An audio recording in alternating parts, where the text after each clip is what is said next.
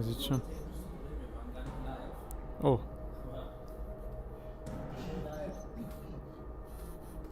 Ja, okay, jetzt. Ja, man hört ja, glaube ich, gerade mich, ne?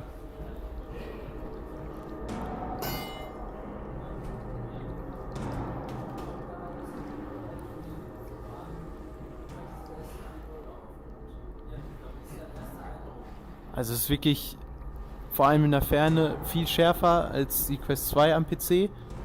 Ich sag bewusst PC, weil die Quest 2 ja, wenn man sie Standalone spielt, auch relativ gut aussieht. Kann man ja jetzt nicht anders sagen, aber die Kompression merkt man natürlich dann schon.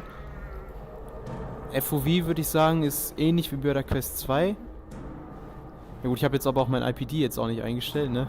Muss man auch dazu sagen. Ja, das ist unglaublich. Das ist gestochen scharf da hinten.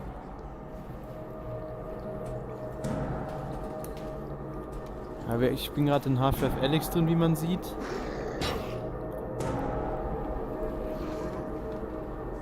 Und ich bin auch gerade frisch dazugekommen.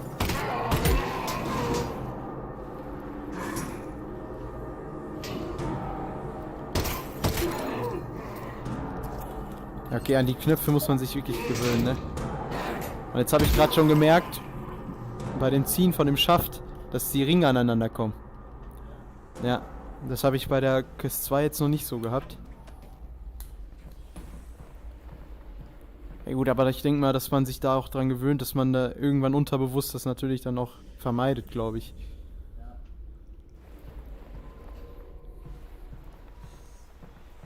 Und es ist gerade Reprojected Frames, ne? Und das mit einer 2080 Ti. Ja, das ist unglaublich, wie scharf der da hinten ist, ne?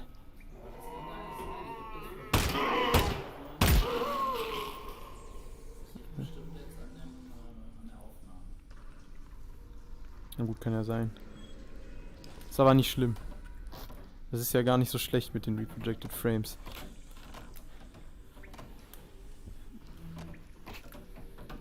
Achso, dann muss ich alle abmachen, ne?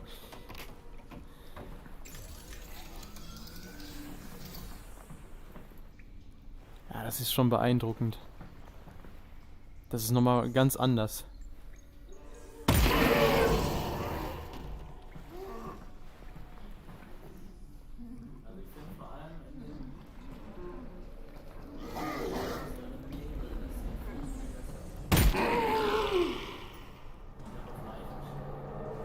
Achso.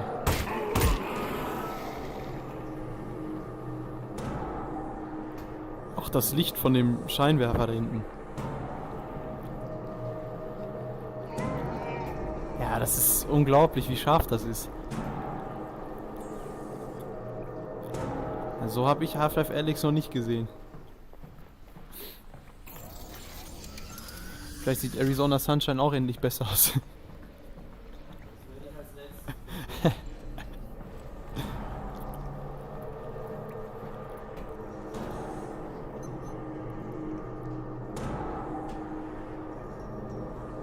Das ist auch krass, ne?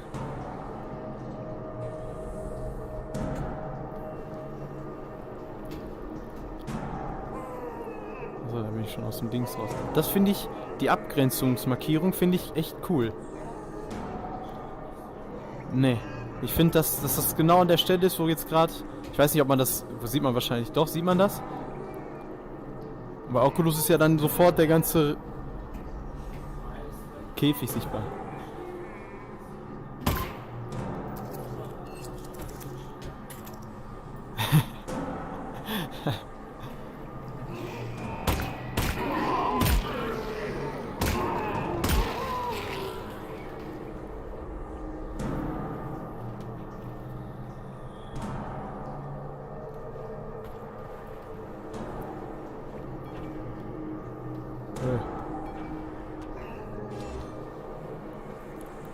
Ja, das ist auf jeden Fall beeindruckend.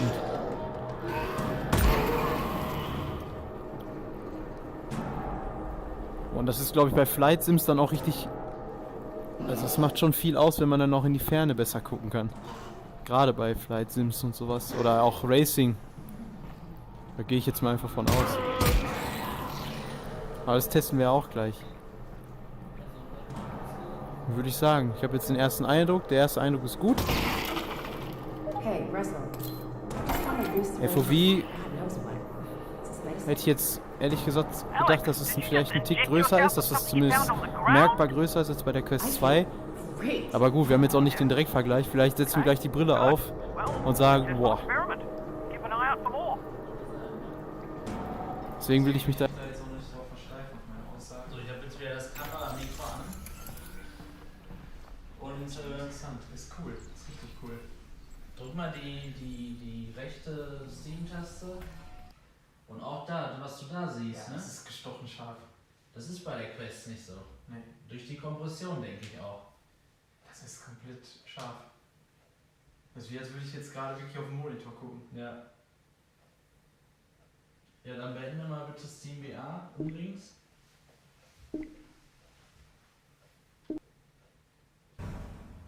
Jetzt bin ich wieder da. Hast du, willst du übernehmen oder was? Nö, kannst ruhig drin bleiben. Genau, Kai, mit besseren Texturen wäre das noch top. Noch besser. Noch besser, ja. Okay, weil dann, ich würde jetzt nämlich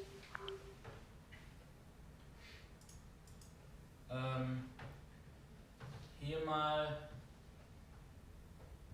also der Kai hatte gefragt, ob wir hier so einen Flight Simulator mal installieren können. Das haben wir hier gerade runtergeladen. Machen wir mal eben hier. Hoffentlich ist kein Neustart erforderlich. Würde mich nicht wundern, wenn das der Fall ist.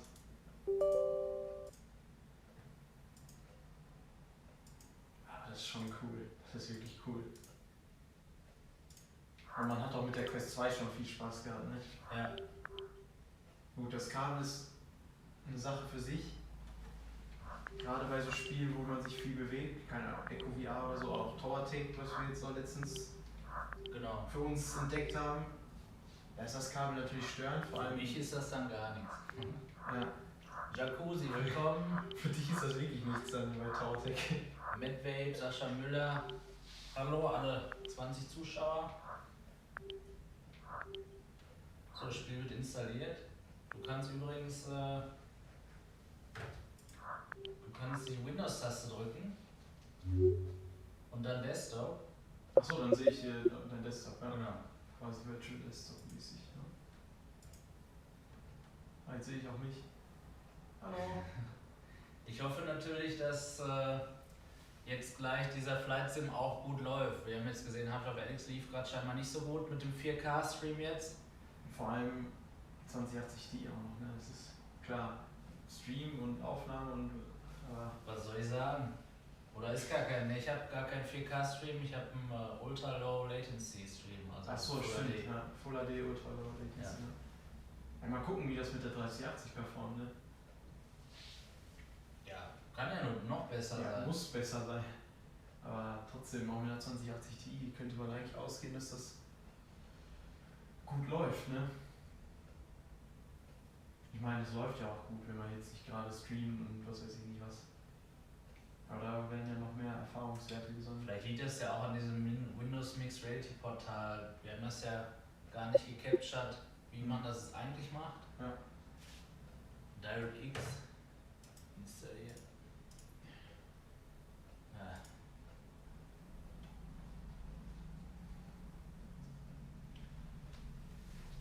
VR optimiert der Simulator, ja hoffentlich. Nicht so wie Arizona Sunshine. Was auch Was eigentlich ein VR-Spiel ist. Ja gut, aber ich meine, es gibt da Spiele wie Asgard's Wrath. Die habe ich auch mit der Quest 2 getestet, natürlich komplett Render-Scale und alles hochgestellt. Aber da hatte ich auch Reprojected Frames. Ja, also Das das war habe 3080. ich geschafft auf 90 zu bringen. Ja, ich habe auf Medium gestellt, da ging es auch auf 90. Ja. Aber gut, mit der Brille hast du ja wahrscheinlich auch ein bisschen mehr Performance als mit der Quest 2, wenn du alles auf. Denke ich auch.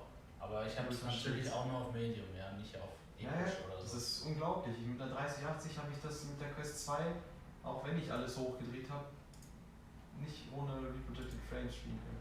Auf alles hoch. Also Ja. wirklich Maximum.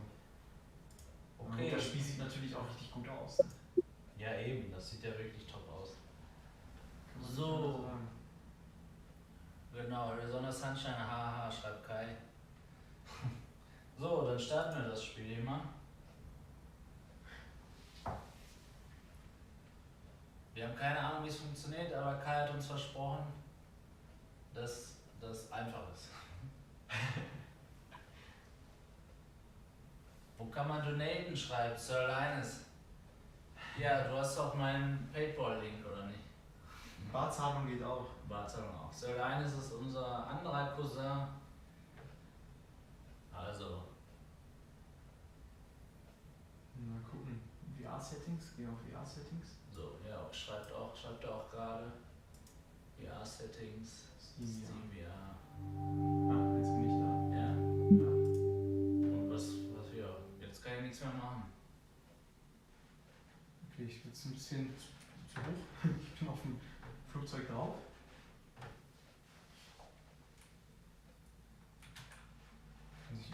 Ich habe 90 FPS, ne? Na gut, wir fliegen jetzt auch noch nicht. So, jetzt hast du gerade Dings geöffnet, ne? Ja, weil ich muss ja einmal mein Desktop, aber es geht nicht. Warte, ich kann. Immer auf Desktop? Warte, lass mich mal. Mach mal Steam VR auf dem zweiten Bildschirm bitte minimieren. Kann ich zwischen. Ich muss erstmal gucken, wie ich hier zwischen Desktop und her switchen kann. Wahrscheinlich hier? Nein. Ich kann einfach. Bist du im WMR oder Steam? Nee, WMR.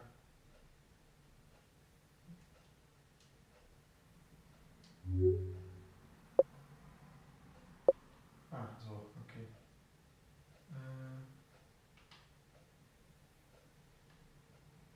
Ist minimiert. Ne, das war das Falsche. Das machen wir wieder auf. Ja. Genau, und jetzt auf dem zweiten Bildschirm. Du meinst das Ausblenden, ne? Genau, Minus einfach. Jawohl. Und jetzt glaube ich musst du aber wieder den Fokus auf den ersten bringen, auf das den Fenster. ersten, ne? Jetzt kannst du wieder ins Spiel.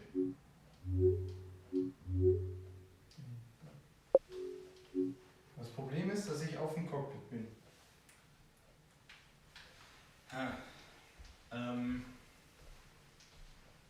Ich kann mich auf den Boden legen.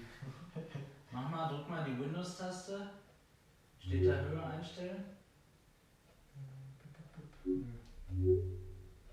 Also nur einmal draufdrücken. Ja, ich guck grad mal, ob ich Steam VR Dashboard irgendwas machen kann, aber wahrscheinlich nicht. Ne, die Höhe nicht. Nee. Da, Bodenanpassung. Ja, top, Jacuzzi. Schön, dass dir gefällt, dass du dabei warst. Also gerne falsch dabei. bewegen mit dem Stick. Achso. Ja, man kann nur die Richtung resetten in Steam VR, nicht die Höhe. Die ist vom Die Frage Headset ist, selbst. muss ich jetzt weiter auf dem Boden? Oder bin ich zu hoch einfach? Ich Ja, muss ja doch eigentlich weiter auf dem Boden. so. Das Wenn ich Problem jetzt hatte auf- ich auch. Dann hat aber jemand im Chat Gott sei Dank gesagt, wie es geht. Ja. Du musst einen Controller jetzt auf den Boden legen und dann mit dem Stick das so weit hoch Ah. oder runter machen. Ich verstehe. Aber Macht da voll kommt Sinn. man ja nicht drauf. Das steht da ja auch nicht. Bis der Controller komplett erscheint, ja. Also, Ja. Also war es falsch? ja. Ja, okay. Jetzt musst du auf den Diamanten oder so zeigen. So, jetzt muss ich nur wieder in das Spiel. Ich starte das Spiel, warte. Ja.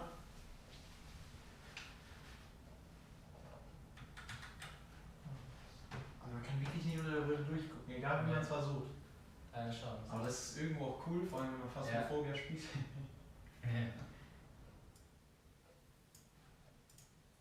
Solange man nicht irgendwelche Lampen kaputt macht. So, mal gucken, ob ich jetzt So im doof Cockpit sein, drin bin. Ne, ich bin immer noch oben drauf. Obwohl die Höhe jetzt richtig eingestellt ist. Kannst du denn da irgendein Menü jetzt aufmachen? Press Key M to exit. Also ich kann nur das Windows Mixed Reality Menü öffnen. Und das. Mit A, B oder so. Ja, habe ich gerade schon probiert, aber passiert nichts.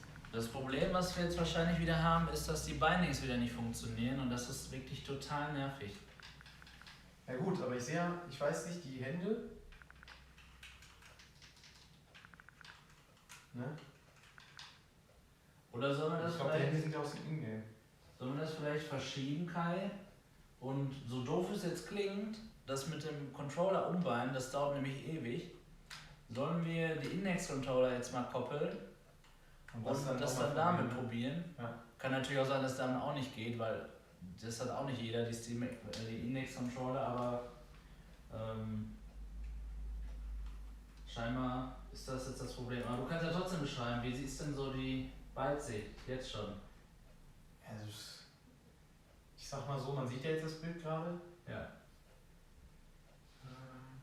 Gut, die Texturen sind natürlich auch unscharf, ne? Aber sonst, wenn das scharf wäre, könnte man das auf keinem Rechner der Welt laufen lassen.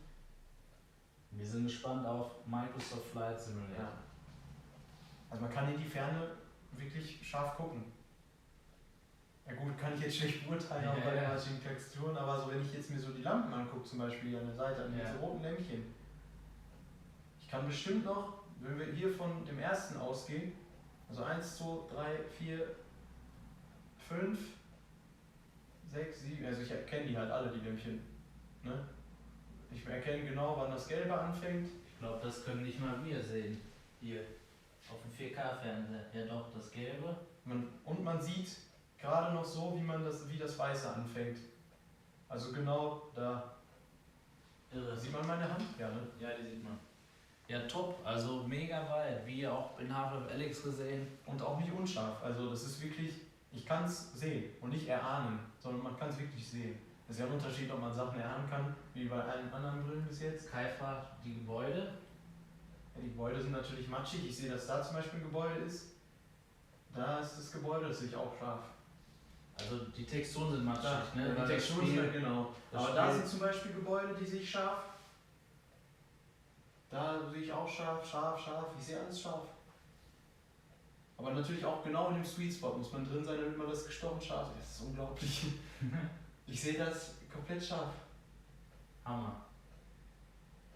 Wir haben hier übrigens nur eine Demo-Version, wir müssen also gleich da raus. Da steht schon 7 Minuten nur noch. Unglaublich.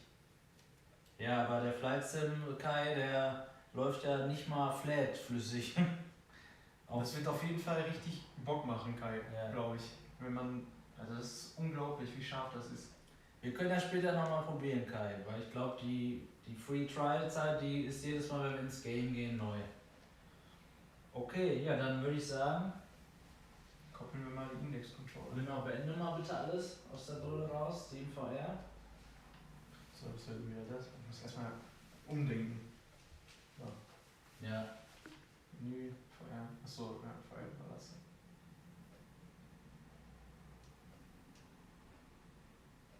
jo, jetzt Jetzt so. hat er das gemacht. Okay. Man kann da übrigens nichts ausmachen, man muss sie einfach absetzen. Und dann muss man die das. vom Ja, man muss das schließen, das Portal einfach. Also man kann die nicht irgendwie ausmachen von sich aus, sag ich mal. Also Brille beschlagen, also sie ist jetzt nicht beschlagen bis jetzt. Ich hatte das ja bei dir gesehen. Ja. Ja, das liegt an meinen Linsen und den Augen. Dann, wie ist denn der Komfort? Also tausendmal besser als bei der Quest 2. Ich weiß jetzt nicht, ich kann das mit dem Elite-Strap nicht Ja, setz Ruhe mal auf sein. schnell. Ja, ich probiere aber gerade mal. Ich habe ja auch ein bisschen was modifiziert. Meine Brille sieht ja jetzt auch schon lange nicht mehr so aus, wie sie eigentlich aussieht. Ich habe ja dieses Komfort-Ding. Habe Ich zeig mal. Genau, das wollte ich jetzt einmal in die Kamera zeigen. Ich habe einmal. Also sieht man das? Warte, ich schalte um. Genau, ich muss auch mal kurz meine Brille aufsetzen, sonst bin ich nämlich blind wie ein Maulwurf. Und trotzdem siehst du Und scharf. trotzdem sehe ich scharf. Jo. Also ich habe hier einmal so einen Silikonüberzug auf der Quest 2 und dann habe ich mir so ein Schaumstoffpad also geholt für den Strap, weil ich das Problem hatte, dass hier diese Striemen, womit man die Brille fester ziehen kann, die haben mir hinten an den Kopf gedrückt. Und es ist natürlich nicht wie das Elite-Strap, keine Frage, aber es ist deutlich besser im Komfort, vor allem weil es halt auch einfach nicht mehr drückt. Also Elite-Strap musst du dann beurteilen. Also es ist trotzdem tausendmal gemütlicher als das. Gut. Ja, aber vorhin hat es jemand schon mal gesagt, Out of the Box Experience ist natürlich dann hier besser, die ist aber auch teurer, aber das ganze Ja, Zubehör das kostet stimmt. auch extra, ja? Ja, Elite Strap 50 Euro, glaube ich, ne? Ja. Akku, moin Jungs, ihr seid sehr leise. Die sind sehr leise.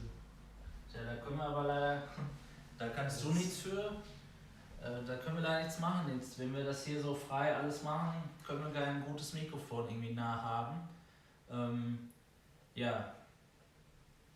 Ich hoffe, es ist so im erträglichen Rahmen mit der Lautstärke. Und als ich Okay. vorhin geguckt habe, war es okay.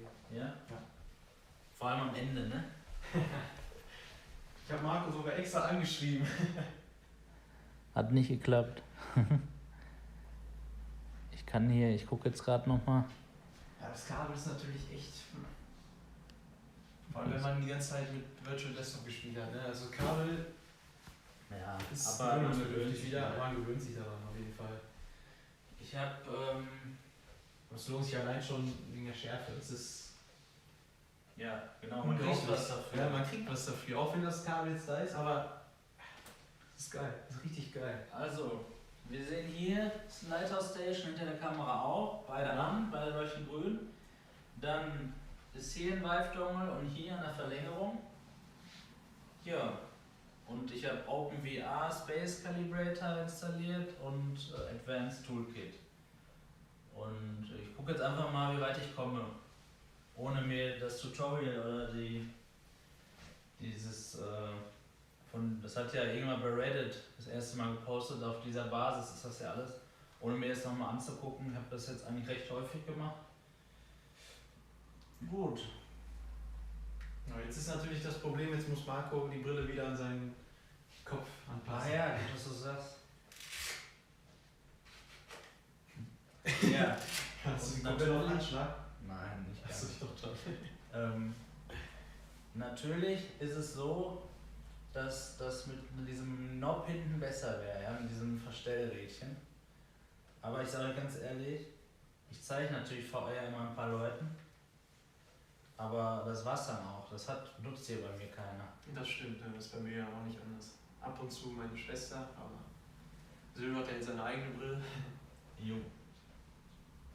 Okay. Das Mikro können wir leider nicht näher in den Raum stellen, weil das Handy-Mikro ist. Genau. Und das ist halt auch gleichzeitig die Kamera. Deswegen können wir das schlecht mit in den Raum stellen oder so. Das geht leider nicht. Dafür sind wir hier frei, können hier gerade ganz viel machen. Genau. So ein bisschen der Trade-off. So, IPD hast du nicht verstellt, ne? IPD habe ich nicht verstellt. Ne? So, die Boxen von der Anlage sind schön. Und hallo von Kari Fuchs. Ja, danke schön. Dalit Sensor 7.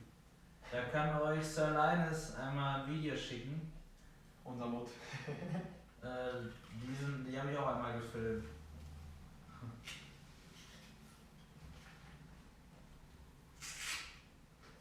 So, okay. Ja, also Sweet Spot ist gut, aber es gibt trotzdem einen Sweet Spot, der noch besser ist. Also man muss schon einmal so ein bisschen gucken. Wenn die aber einmal angepasst ist, die Brille, dann geht's. Also darum geht's, ja. Okay, Luca, kannst du mir einmal Ich gebe dir die Controller. die HP, genau. Das ist einmal rechts. Mhm. Mach mal ohne. klar. Das ist fix. Okay, danke. Die habe ich den Controller auch noch nicht in der Hand gehabt. Auch Stimmt. hochwertig. Hochwertig. Das ist ja krass. Ja. Man merkt den Unterschied sofort, ne? Vor allem Vibration auch und so.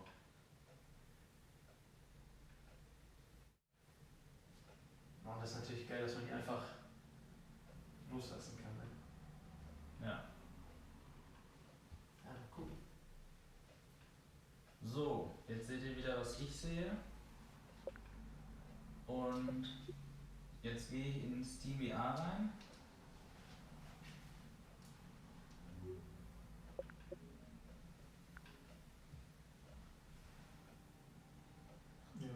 Diese Mir wird Animation gefragt, ist... ob du auf das G2-Mic wechseln kannst. Ja, okay, gerne. Soll ich oder willst du? Ich glaube, jetzt geht die Maus bei dir wieder nicht, deswegen muss ich. Achso, ja. Und wie kann ich mir das FOV vorstellen im Vergleich zu G1? Werde ich dasselbe Vorfarben oder FOV haben? Wir haben leider, ich glaube, Marco hatte die G1 auch nicht auf. Nein. Das ist das Problem. Wir können nur den Vergleich zu Rift S, zu Cosmos können wir den Vergleich ziehen und zu Quest 2. Aber Ja, wir können sagen, wo ihr die Information herbekommt. genau. Und zwar das FOV, was ich gemessen habe in dem Video jetzt vor dem Livestream. Das ist in etwa so wie das von MRTV Sebastian Ang. Er hat in einem Video, das, so meine ich, das FOV vieler Brillen gemessen. Ich glaube auch der G1. Schau gerne nach unserem Livestream natürlich erst. Bei YouTube einmal MRTV FOV HP Reverb G2 und dann könnte sein, dass du da das FOV sehen kannst. Und dann, was ich damit sagen möchte, wir würden dann wahrscheinlich auch ein ähnliches messen mit der G1, weil wir eben ein sehr ähnliches mit MRTV haben. Und das sage ich euch jetzt, damit ihr einfach die Information bekommt. Ja? Wir können gerne, so wie wir, bei MRTV reinschauen, ja, guter YouTuber, alles in Ordnung, also da haben wir kein Problem mit. Aber erst nach unserem Livestreaming. So. Und das hat noch jemand gefragt, könnt ihr kurz Pass-Through zeigen? Oh ja, Pass-Through. Tracking-Bereich in etwa. Kann ich zeigen. Habe ich auch schon im ersten, mache ich gerne jetzt sofort. Jetzt habe ich auch das Mikrofon umgestellt. Ihr müsstet mich jetzt vor allem hören und dann auch lauter. Und ja, ihr seht die ganze Zeit hier das OBS, ne? Und zwar Pass-Through geht Windows-Taste einmal drücken, dann auf die Taschenlampe. Und jetzt kann man mit beiden Controllern hier wie eine Taschenlampe gucken. Ich habe vorhin schon gesagt, das ist witzig, aber ja. Es wäre schöner, wenn man einfach alles sofort sehen würde. Und nicht, wenn einer vor einem steht und mit dir redet, wo bist du denn, wo bist du denn? Ja, das ist so ein bisschen das Problem dabei. Aber hier seht ihr den Pass-Through und ja, ich gehe jetzt mal so weit wie möglich nach außen. Ja, FOV ist eigentlich nicht über die Kamera rüberzubringen, auf gar keinen Fall. Also da müssen wir andere Tests machen. Aber jetzt habt ihr mal den Pass-Through-Mode gesehen. Hier seht ihr mein Wohnzimmer, da ist Luca. Ja, da ist die Kamera. Und hier sieht man auch, komme ich an die Grenzen des Spielbereichs. Ja, und hier ist mein Fernseher, also überall, wo ich hinleuchte, sieht man quasi die richtige Umgebung. Die Qualität ist schlechter als bei der Quest 1 und 2, aber da ist sie auch schon nicht gut. Also die Qualität wird mich jetzt nicht wirklich stören, aber mit der Taschenlampe ist irgendwie komisch, ja. Ich würde gern alles sofort sehen. Okay, so, ich habe vorhin gelernt, Windows und Grip, dann macht man das, glaube ich, wieder aus. Ja, funktioniert. Okay, jetzt muss ich hier einmal in Steam VR einstellen, dass die Programme gestartet werden. Wenn ich Steam VR starte, und jetzt starte ich Steam VR neu.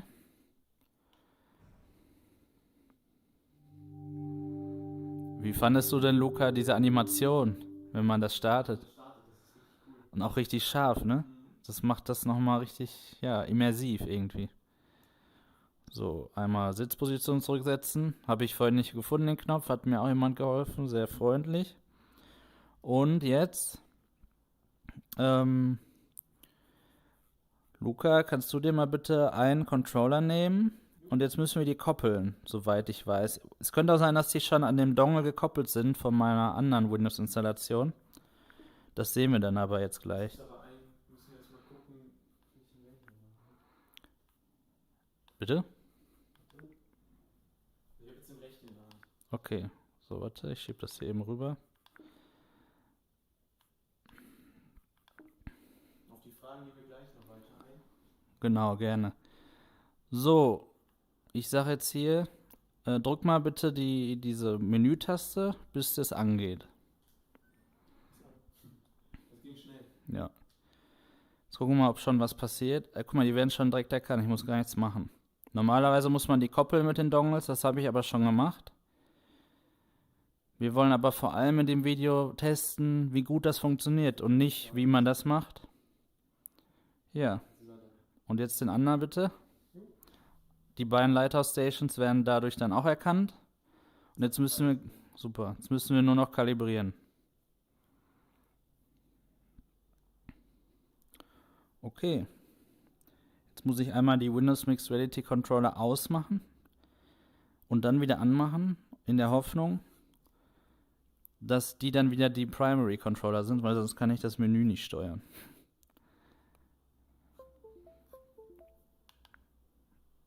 Na, natürlich nicht. Doch, gut. Okay.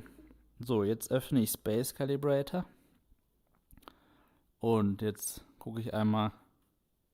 Ups, nein, das war falsch. Ich wollte Identify Devices machen und nicht Calibration. Okay, so. Das ist der linke Controller. Dann fange ich also mit Knuckles Left an. Aber das ist ja gerade der rechte vibriert, ne? Das ist jetzt der linke. Genau. Wir machen mal Slow. Und jetzt würde ich dir den rechten einmal bitte geben. Und genau. Jetzt muss ich. Ja, jetzt würde ich bei der Quest wieder durch die Linse hier gucken, aber das geht ja nicht. So. Also die Controller müssen hier nicht irgendwie nah dran sein. Jetzt darum geht es nicht. Es geht darum, dass sie sich nicht bewegen und die gleichen Achsen quasi haben oder im gleichen Winkel zueinander stehen. Und jetzt muss ich das einfach einmal kalibrieren. Das mache ich jetzt. Und zwar, indem ich hier einfach so in einer 8 dem Testtool ganz viele Koordinaten gebe und Daten. Und da sehen wir schon, er hat 250 Samples bekommen, also Werte, Stichproben. So, und jetzt müssten wir eigentlich schon den Linux-Controller sehen. Sieht man das, Luca? Guck mal bei OBS. Ja. Ja. Es sieht jetzt genauso aus, wie ich es halte. Kannst du es bestätigen? Ich kann es bestätigen. Ja. Das sieht man ja auch nicht. Der HP-Controller, der schwimmt sogar mehr als der Index-Controller. Tracking, ne? Wo Lighthouse gegen Ja. Inside Out, das merkt man halt. So. Jetzt Knuckles Right und den. Jetzt tauschen wir quasi einmal bitte. Ich will erstmal WMR Mhm. und Controller. Der ist aber schon irgendwie richtig. Komischerweise. Das ist echt komisch.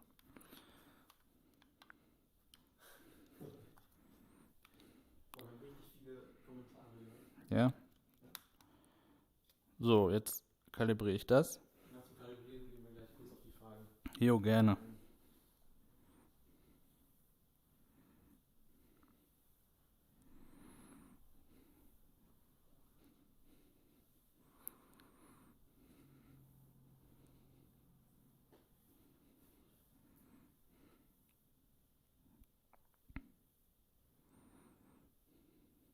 Okay. Top. Jetzt mache ich die aus hier. Die möchte ich nämlich nicht mehr. Das ist auch das Schöne, dass man die ausmachen kann. Das kann man bei den Oculus Touch nicht. Man kann das ja auch mit der Quest machen, nur ein bisschen umständlicher. Genau.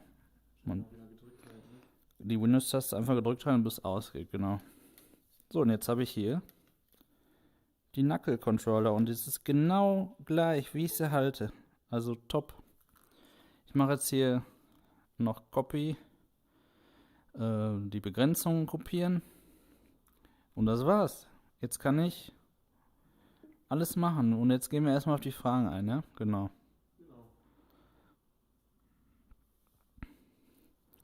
Was haben wir denn hier? Oh. So, wir haben natürlich sehr viel, ne? Ich gucke auch schon durch. Hier, FOWG1, da waren wir, ne? Ich hoffe, wir konnten dir helfen, Charlie Henkel. Genau, da waren stehen geblieben. Genau, G2-Mic habe ich gemacht.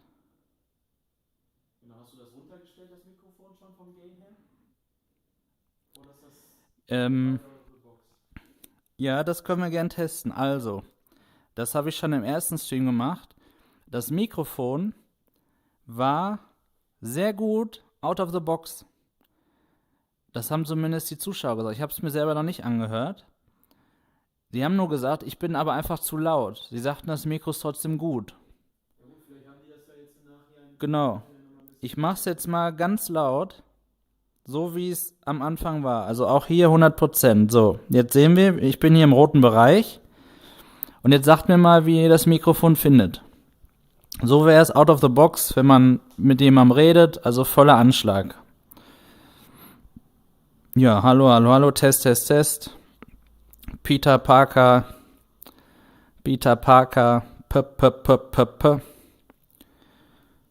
Müsste uns mal sagen, wie das Mikrofon ist. Jetzt muss ich natürlich runterscrollen. Oder sagst du mir das am besten?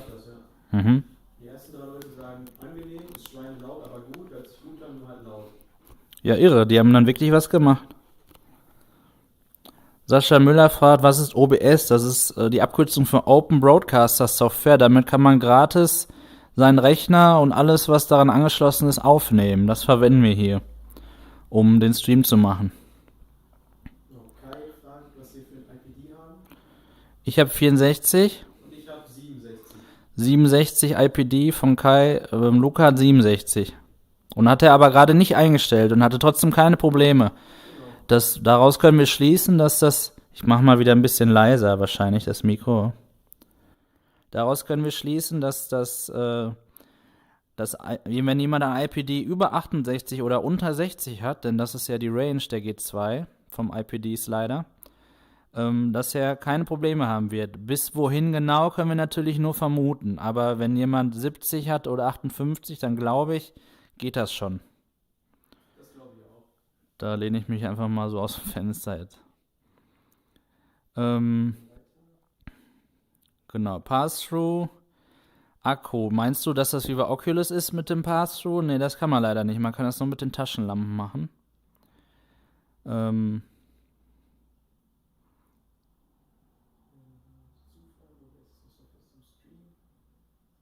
Okay, Dufzi sagt Kontroverse zwischen MRTV und Voodoo. Ja, das habe ich auch beobachtet. Ich glaube, von beiden Seiten wäre es gut gewesen, wenn... Aber jeder lernt ja immer dazu, wir auch. Ne? Wir haben den Stream gestartet, ohne dass wir live waren. Das passiert. Dass es subjektiv ist. Das ist nur für mich und nur für Luca, wie wir das sehen. Also Luca hat es ja noch nicht gemessen im Vergleich jetzt, aber ich. Aber ich denke, das mache ich, wenn ich meine eigene Brille dann irgendwann kriege. Ja, okay. Irgendwann, ja, leider. Wir können hier mit unserem IPD-Test nur, oder mit unserem FOV-Test nur sagen, keins ist falsch von beiden, aber ihr könnt beide Werte erreichen sozusagen. Irgendwas dazwischen. Also lasst euch nicht verunsichern, bestellt die Brille ruhig, lasst sie liefern, nicht abbestellen und dann... Ganz genau, das wollte ich sagen.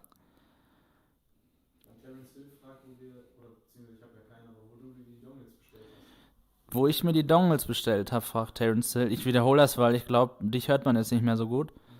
Mach doch die Kamera an. Kann ich wieder anmachen, ja. Weil vorhin ja einer sagt, ich soll umschalten. So,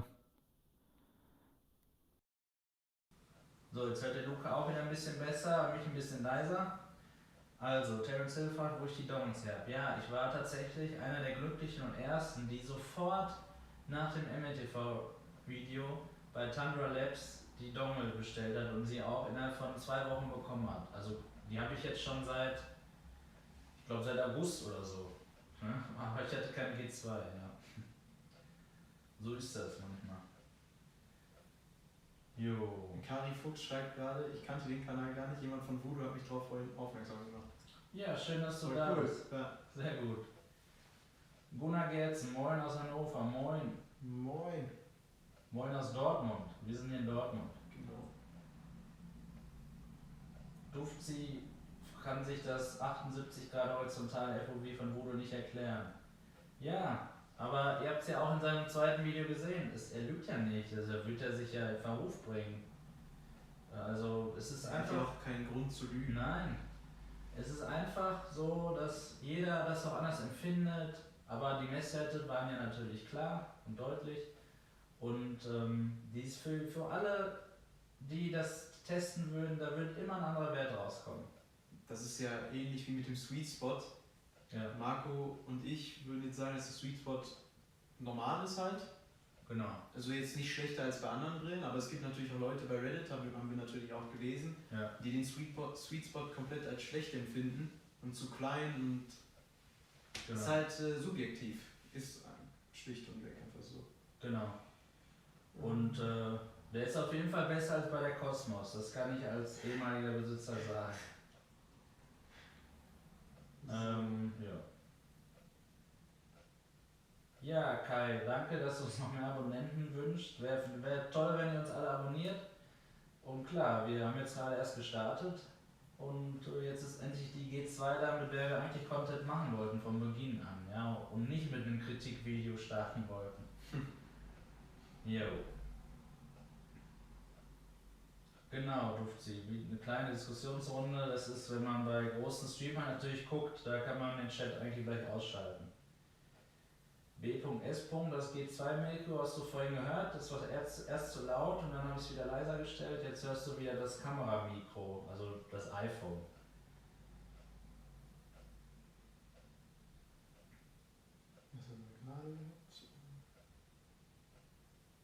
Genau, Gentleman, du hast mit Sicherheit trotz des gleichen FOVs trotzdem, IPDs trotzdem ein anderes FOV. Wäre ja cool, wenn du das mal unter das Video schreibst, wenn du es hast.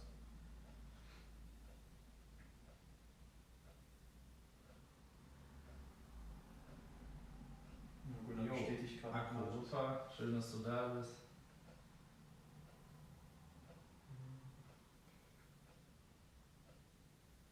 Ja, also wenn ich natürlich so wie Voodoo oder auch MRTV, keine Ahnung, die Pimax mit 500 Grad FOV, ob unscharf oder nicht, aber wenn du das FOV hast, hast du es. Oder die Index, die kommt in 2 Wochen bei mir. Da können wir es dann auch mal vergleichen. Wenn man von diesen Brillen kommt und dann die G2 natürlich anguckt, dann ist das FOV natürlich nicht so toll. Ne?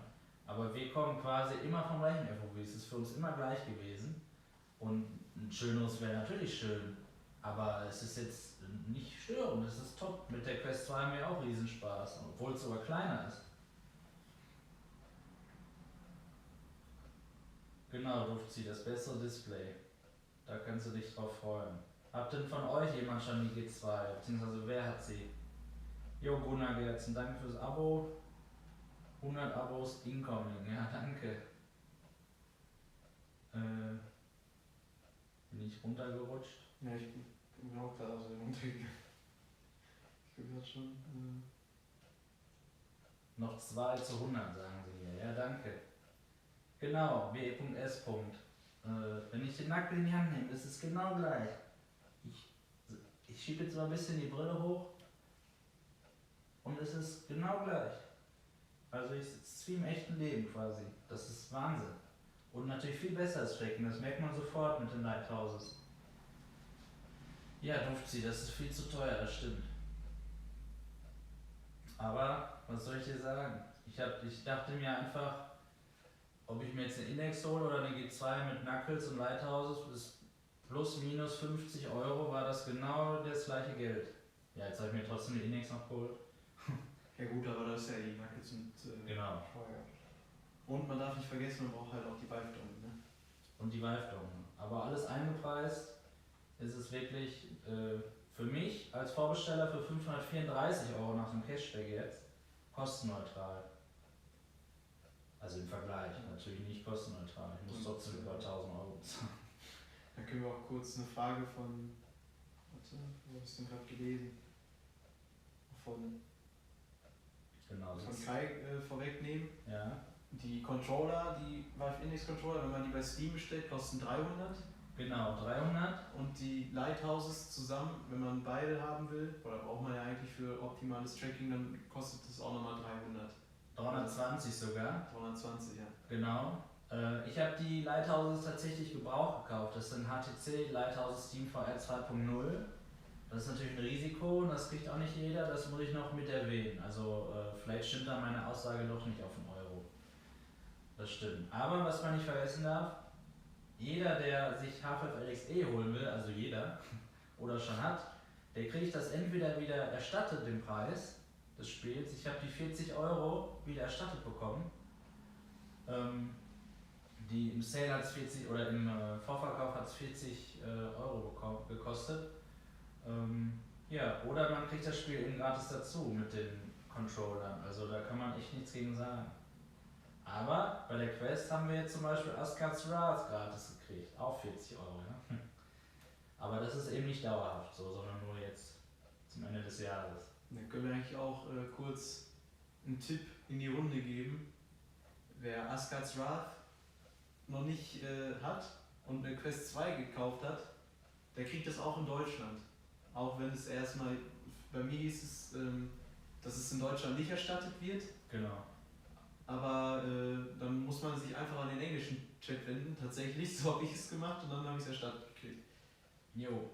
Also das ist sogar offiziell jetzt von Oculus gesagt worden, da gab es halt einen Shitstorm. Und trotzdem muss man selber, wenn man vor diesem Stichtag bestellt hat, selber die anschreiben, damit man es bekommt. Und generell als Deutscher, glaube ich, kriegt man es nicht, bin mir nicht sicher. Ja, das ist in Deutschland. Genau. Okay. Und also so hat mir das der Support gesagt. In Deutschland ist es nicht verfügbar. Aber wie gesagt, dann einfach den englischen Chat anschreiben und dann kriegt man das erstattet. Bei Marco hat es geklappt, bei mir hat es geklappt, bei Silvio hat es auch geklappt. Also wir können jetzt von 3 Fällen sprechen, wo es geklappt hat. Genau. Und ja.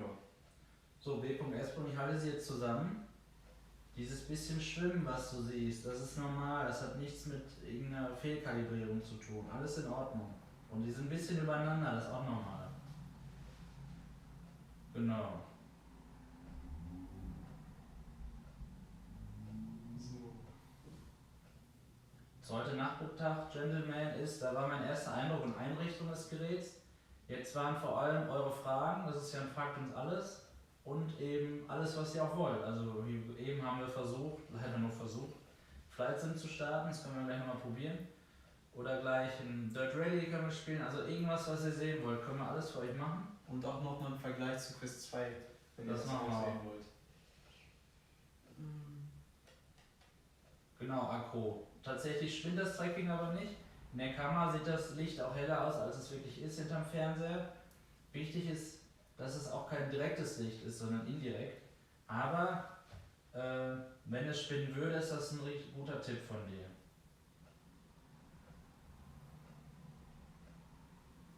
Genau, 620 Euro zusammen, wenn ich das richtig sehe. Das ist richtig, Kari Fuchs.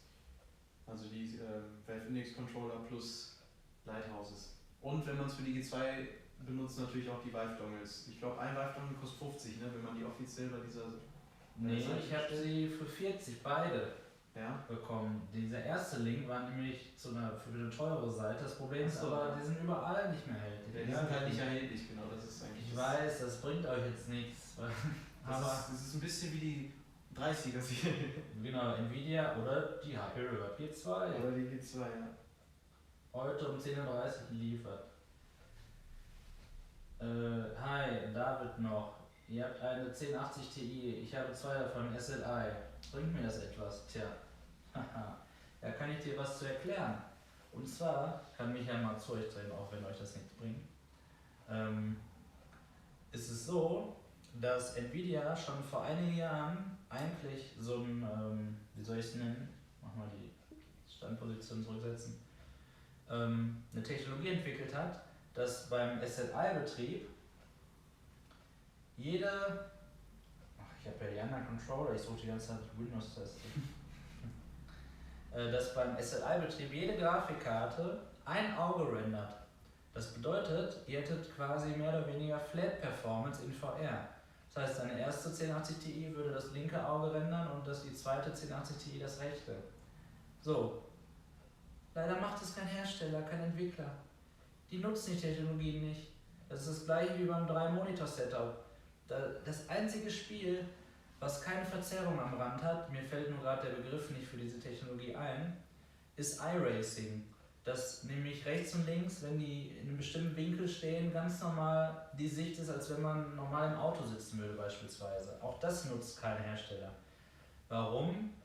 Bisher war es so eine Nische. Ich hoffe, das kommt trotzdem. Aber SLI ist eigentlich vorbei, die Technologie, denn spätestens seitdem die 3080, die neue Mainstream-Karte, sage ich jetzt mal, kein SLI mehr unterstützt, können wir eigentlich auch davon ausgehen, Henne-Ei-Problem, SLI war da, keiner hat es genutzt, zu teuer, dann geht SLI jetzt weg, obwohl man es nutzen könnte und so weiter. Das ist echt schade. Also kurz und knapp, nein, es bringt dir leider nichts. Im VR 0, in Flat ein bisschen, ne? Ja. So. Besser hätte ich das nicht sagen können. Ich habe mir auch überlegt, ich habe ja eine 2080 Ti, ob ich mir noch eine zweite einfach hole. Dann habe ich von der Technologie erfahren, ja, und dann habe ich davon erfahren, dass man das leider nichts bringt. So, sind wir gleich durch hier. Welche Bude hast du denn? Sascha Müller sagt iRacing, ja. Können wir leider heute nicht, aber machen wir später. Dann richte ich alles auf meiner anderen Windows-Partition ein, Installation. Da ist das nämlich alles installiert. Ich habe auch ein Abo zurzeit. Gunnar Gerzen sagt noch, ach no, ne, er hat mit jemand anderem geschrieben. Genau, die schreiben wir doch. Alles klar.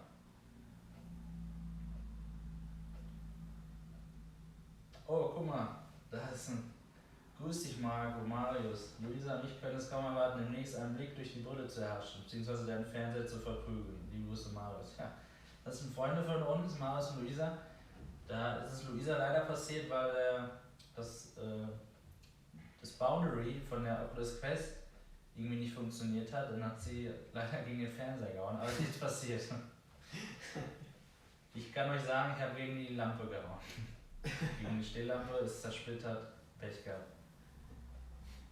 Gunnar fragt noch 3D-Druck fürs Gesichtspolster. Leider nein, weil wir keinen 3D-Drucker haben. Aber wenn man das irgendwo besorgen kann, gerne. Und Müller fragt gerade, wieso wir jetzt die Knuckles benutzen. Hätte lieber der G2. Wir hatten die vorhin benutzt, die G2-Controller. Jetzt wollten wir aufgrund eines Spiels, was gerade nicht lief, aufgrund der Bindings, Genau. einmal die Knuckles kalibrieren. Und das hat ja jetzt soweit ganz gut geklappt. Und nachdem wir die Fragen jetzt gleich alle einmal durch sind, dann wollten wir das Spiel nochmal testen. Ja, und einfach generell, wie das jetzt ist mit den Knuckles und der G2.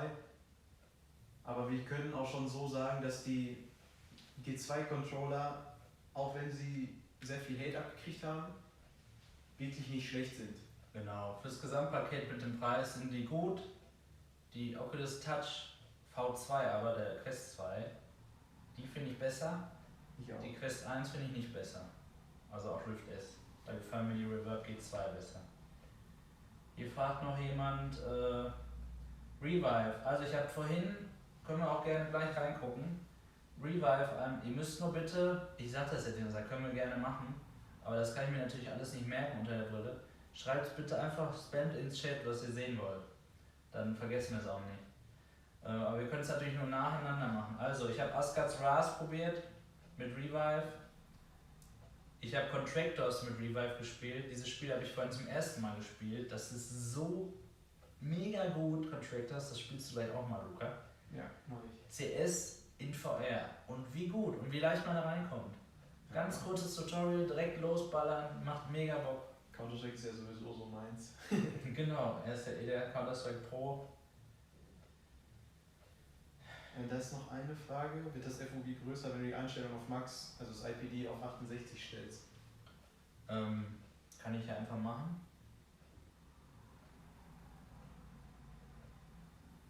Also bei der Quest 2 war es nicht der Fall. Bei der Quest 2 hat es nach meiner Erfahrung so dazu geführt, dass man eher den Rand sieht. Also, ganz einfache Antwort. Mit meinen Augen wird das FOV größer, wenn ich es bis an den Rand schiebe. Aber wie ist das denn dann, wenn man sowieso die Augen weiter auseinander hat? Das macht ja eigentlich keinen Sinn, weil das ist hier nicht wie bei der Quest 2, dass wir nur ein Panel verbaut haben und die Linsen nur davor verschoben werden. Ja. und dann weitere Pixel an- und ausgeschaltet werden. Hier haben wir 2 Panels verbaut, die sich mit den Linsen bewegen, also kann sich eigentlich vom FOV gar nichts verändern, je IPD. Man sagt zwar jetzt immer den IPD dazu bei den FOV-Messungen, aber so wirklich hat es damit jetzt nicht, also das ist nicht der größte Punkt, der da eine Rolle spielt. Es ist eher der Augenabstand zu den Linsen, also ja, quasi nicht die X-Achse, sondern die Y-Achse oder die Z-Achse eher gesagt. Genau, Vive Dongles haben wir verwendet, nicht die Steam Controller Dongles. Ich habe zwar auch 2 Steam Controller Dongles, aber die wollte ich behalten, weil ich die Steam Controller nämlich regelmäßig benutze. Und genau, da muss man dann ein Firmware-Update machen. Ich hoffe, ich habe nichts vergessen, sonst schreibt es bitte einfach nochmal rein, das ist nicht böse gemeint. Squadrons können wir auch zocken. Das ist vielleicht eine gute Idee, wa? Das ist wirklich eine gute Idee. Aber ich jetzt letztendlich die Erfahrung gemacht habe, ich habe ja erst Squadrons, ich habe immer diese Offline-Flights gemacht, wo du alleine durchs Weltraum fliegst. Und da von der Performance her lief es wirklich gut. Aber spätestens wenn du, ich habe dann ein Bot-Match gemacht und da geht die Performance komplett in den Keller. Genau, vor allem beim Aufnehmen werden wir das bestimmt auch wieder haben. Ja. Fakt ist aber, Leute, ich spiele jetzt einmal mit den Knuckles Half-Life Alyx, damit ihr das seht, wie gut das funktioniert.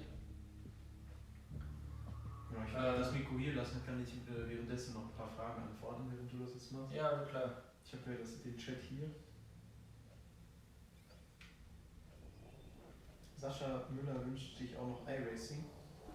Genau, das haben wir vorhin schon gesagt. Ist da, auch Abo habe ich, können wir machen. Nur leider nicht heute. Dafür müsste ich nämlich alles erst einrichten und das wird jetzt den Rahmen heute Abend sprengen. Aber lasst gerne ein Abo da. Ich habe ja ein Racing Rig, machen wir auf jeden Fall. Machen Sie mal auf hoch. Spiele. So, ihr seht auch, ne, ich kann hier alles machen, das funktioniert alles. Wie sieht man mich gerade, Luca? Bin ich zur Kamera gerichtet? Nee, du müsstest 90 Grad nach rechts. Oder 45 eher gesagt. So, ja? So? Ja, so ungefähr. Okay. Ja. Aber das ist jetzt ein bisschen verzögert. Das ist ja jetzt Rechts, siehst du es rechts nicht? nee, rechts ist auch jetzt Ist der Chat, Fenster ne? offen. Warte, das Also ja, mache ich eben. So. Ja, ist okay. Okay.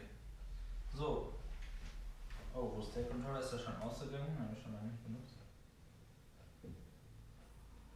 Leuchtet der linke? Ja. Leuchtet grün. Das hat bestimmt was damit zu tun, dann mache ich auch ein- und aus eben. Weil wir gerade ja noch den anderen hatten und dann weiß er nicht, welchen er priorisieren soll. Tja, Vorführeffekt, der linke Controller ist gerade nicht da. Der rechte schon, ne? Der rechte Das ist ging alles gerade, als wir es mit den G2-Controller auch gemacht haben. Genau, weil hier sind ja beide da, seht ihr das? Das hat also jetzt nichts mit der Methode an sich zu tun. Keine Ahnung. Wie spielt man mit einer Hand? Kann man ja auch. Ah ne, jetzt kann ich nicht laufen. Guck mal, vielleicht den Controller beinehmen. Ja, das könnte sein. Vielleicht hast du gerade noch die Oculus Touch Controller drin oder sowas. Eigentlich Müsste wäre der jetzt jetzt die so KP Motion Controller. Ich kann das jetzt nicht ändern. Ich muss das bestimmt nochmal neu starten. Also. Ja, dann mach das. Das Währenddessen mal kurz im Chat. Ist natürlich alles live, ne? genau. Also, das kann man leider nicht vermeiden, wenn irgendwas mal kurz Kannst du einmal bitte mit der Maus Steam VR starten? Weil ich kann jetzt natürlich ohne Steam VR nichts machen.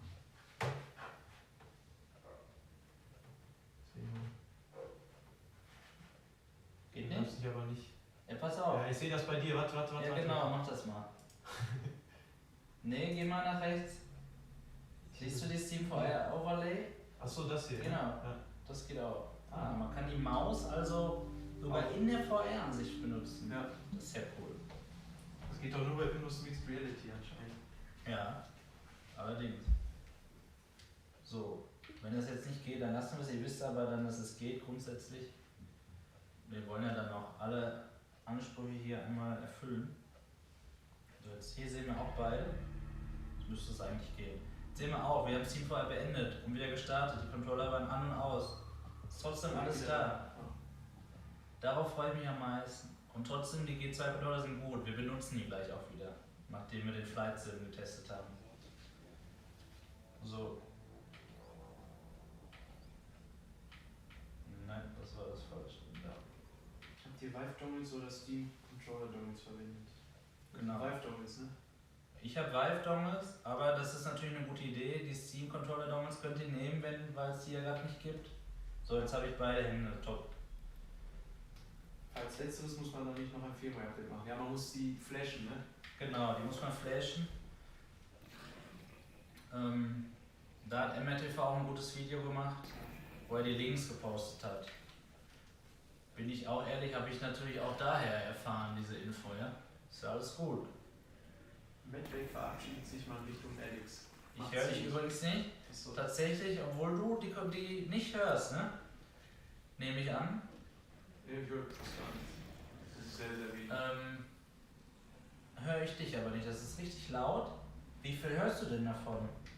Fast gar nichts. Das wollten ja, glaube ich, auch viele wissen. Was kann man damit machen mit diesen, also das sind keine Lautsprecher, die drüber hängen, so wie man sich das vorstellt. Man hört wirklich genauso wenig wie bei der Quest 2 von außen. Also völlig gut, um mit jemandem, der im Raum ist und was anderes macht oder so, zu spielen, Das bin stimmt. ich ehrlich. Also das ist auch super. So, alles top. Finger-Tracking, kleiner Finger. Alles, funktioniert alles. Ja? Auf Wiedersehen, Medway. Schön, dass du da warst. Und Squadrons zocken wir auch gleich an. Genau. Da haben wir auch einen Vergleich zu Quest 2. Und das machen wir dann gleich auch.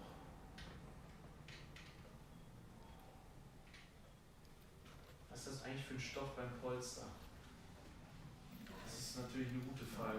Ja, also ich muss sagen, das habe ich in meinem ersten Eindruck gesagt. Ich finde das nicht sehr viel anders als bei der Quest. Auch wenn es anders aussieht. Thanks, Russell. Also ich kann aber für die Quest 2 ein Silikoncover empfehlen tatsächlich. Das liegt sehr angenehm auf der Haut an. Okay. So, dann machen wir jetzt nochmal den Flight Sim, ne? In der Hoffnung, dass das dann geht. Das war irgendwie hier im Desktop. Lasst euch wie gesagt von den FPS nicht verunsichern, das ist nur wegen der Aufnahme. Da kommen wir auch gerade zu einer Frage von Kai. Er hat in Steam vorher in manchen Spielen trotzdem Frame Drops, trotz Reprojection. Und ob wir eine Idee hätten, woran das liegt. Ja. Wir haben auf jeden Fall Ideen, ob die am Ende helfen, sehen wir dann. Aber Und, welche Nvidia-Treiberversion hast du denn installiert? Erst, aber es kann natürlich auch an den Spielen liegen. Ja. Zum Beispiel bei Blatant Sorcery. Ich habe einen Treiber, ich weiß jetzt gerade nicht aus dem Kopf, welchen ich genau habe, aber mit meinem Treiber läuft eigentlich alles soweit. Und ich habe ja eine 3080, wie wahrscheinlich einige wissen. Aber bei Blatant Sorcery, wenn zum Beispiel ein Gegner spawnt bei der neuesten Version, kriege ich immer einen Frame Drop. Oh, jetzt ist der Fernseher aus, deswegen sehe ich nichts. Ist der gerade ausgegangen? Habe ich gar nicht drauf geachtet, dass er schon die ganze Zeit aus. So lange an. Nicht seit heute Morgen. Wenn kein Display-Output ist, dann kann man auch kein VR spielen.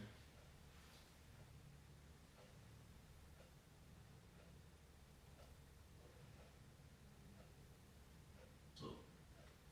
Ich sehe aber trotzdem nichts. Kannst du das einmal starten mit da oben links? Oder Steam VR am besten einmal nochmal beenden.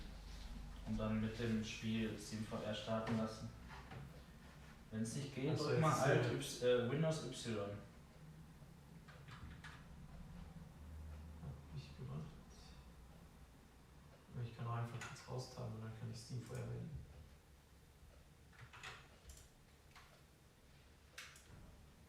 Jo, jetzt sehe ich wieder was.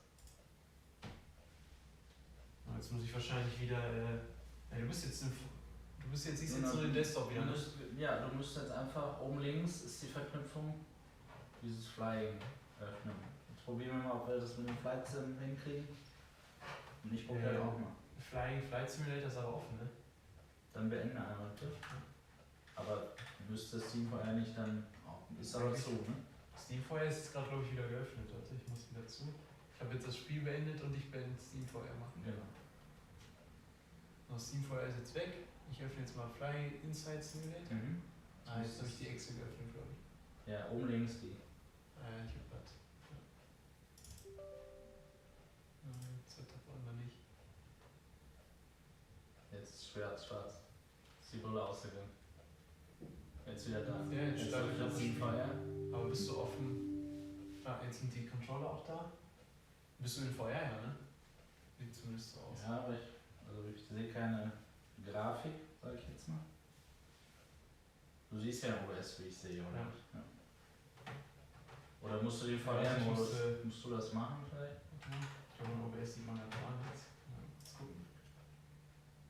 Dieses Grau ist dann richtig, wenn das Achso, grau ist. wenn das raus ist, Ja. richtig. Musst du da diese VR-Option öffnen? Mit 9 oder was war das das? ist Press Key to Exit VR. Also jetzt ist VR-Settings, Steam VR. Jetzt müsst du eigentlich drin sein. Also wenn du rumguckst, sehe ich auch, wie du rumguckst. Tja, ich sehe nichts. Ist das jetzt wegen der Controller? Aber wenn ich hier Flat mache, siehst du das? Nein, ich sehe gar nichts. Ich sehe so, wie du in OBS siehst. Achso, okay. Okay, tut mir leid, Kai. Dann machen wir nochmal ein Video über Flight Sim. Vielleicht auch mit einem anderen oder was. Aber das Ändern des Bindings, das ist leider sehr aufwendig. Dann beende ich das Game jetzt, ne? Genau. Sollen wir dann Star Wars einmal probieren? Hast Mit du- den ja. HP-Controllern, in der Hoffnung, dass sie da funktionieren.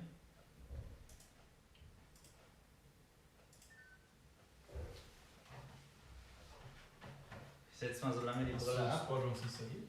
Nee, das musst du nämlich einmal installieren. Ich weiß aber nicht mehr, ob genug frei ist.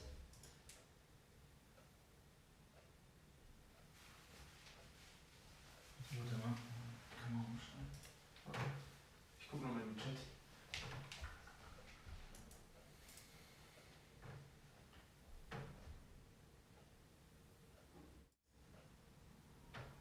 So, wir installieren jetzt Star Wars Squadrons. Kai hat geschrieben, es soll wohl nicht sein heute. Ja, es tut mir echt leid, du wolltest das ja extra angucken. Aber das machen wir noch. Das ist eine vorher gestartete Installation. Ich habe Steam vorher nicht geschlossen.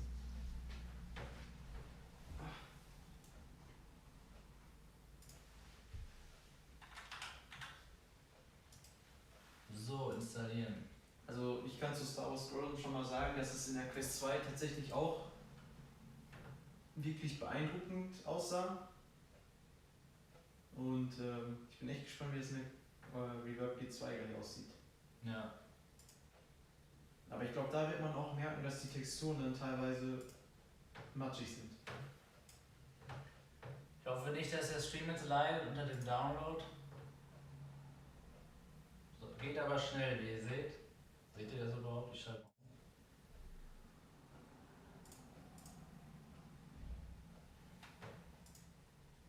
Fünf Minuten, also nicht allzu lang. Dann könnt ihr noch mal ein paar Fragen stellen, wenn ihr noch welche habt. Ja, unbedingt. Ich guck mal hier auf den Monitor. Asgard's Wrath, ja, und vor allem wie geil das aussieht, Kai. Das ist echt top. Also ich musste auf Mittel stellen mit meiner 2080 Ti, mit der G2. Um 90 FPS flüssig zu bekommen. Das habe ich sogar tatsächlich mit der Quest 2 nicht die ganze Zeit geschafft, mit der 3080 auf Mittel. Ich hatte trotzdem, ich habe auch nicht viel gespielt, aber ich hatte Reprojected Frames.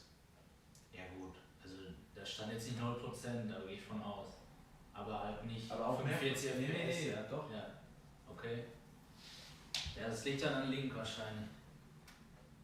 Ja, das liegt an Link. Und Ja. halt an den Einstellungen, die ich hatte. Ne? Also die Genau. G2 läuft auf jeden Fall besser als die Quest 2 mit komplett aufgepumpten Einstellungen. Also Ja. das ist auf jeden Fall klar.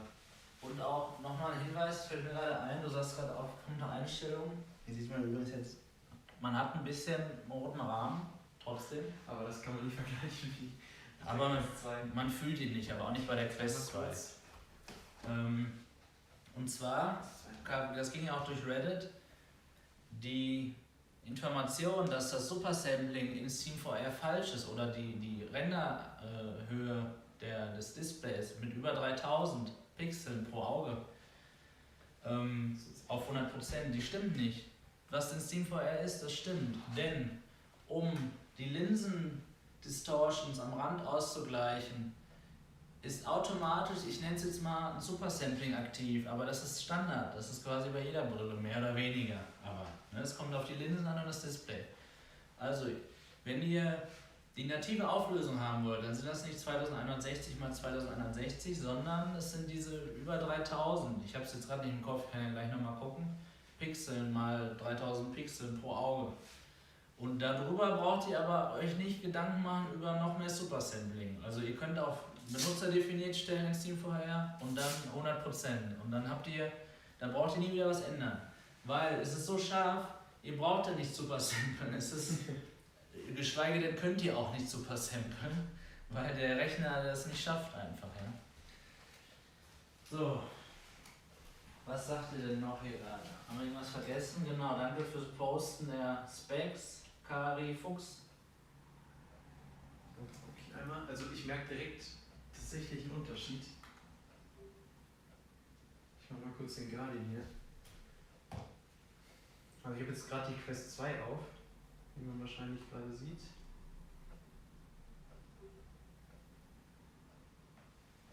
Das ist natürlich nicht. Jo, Gecko, okay. Entschuldigung, was probierst du jetzt? Ich wollte einfach nur gucken. FOV, Ja. ich mache jetzt gleich einmal kurz einen Spiel an. Auch von der Schärfe jetzt. Also ich habe jetzt auch gerade meine Brille nicht auf, ne? Das muss man ja auch dazu, aber ich habe. Aber du vergleichst ja ohne Brille mit ohne Brille. Ja, mit ohne Brille, genau. Also die Quest 2 ist auch scharf. Das kann man echt nicht anders sagen. Aber. Ich habe jetzt auch keine. Ich muss mal irgendwas öffnen, wo man das auch besser sieht. Kari Fuchs, tut mir leid. Ich denke mal, so einen Stream werden wir gar nicht machen, wo wir hier zusammen im großen Raum stehen. Dass wir ein bisschen leise sind, tut uns leid. Ja, ist natürlich teuer alles, ne? Deswegen glaube ich nicht, dass wir uns jetzt ein Ansteckmikro kaufen werden, aber Vielleicht kommt das ja. vielleicht kommt vielleicht bald. Also ich habe direkt die Controller gemerkt, hier die Knöpfe. Also ich bevorzuge auf jeden Fall das. Von dem, auch generell den Controller. Ich muss das mal direkt hier. Weißt du, was wir jetzt machen? Also FOV bis jetzt ist relativ ähnlich.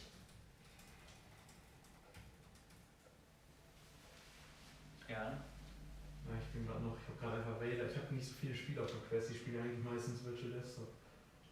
Ich habe jetzt gerade Vader im Model einfach gestartet. Mhm.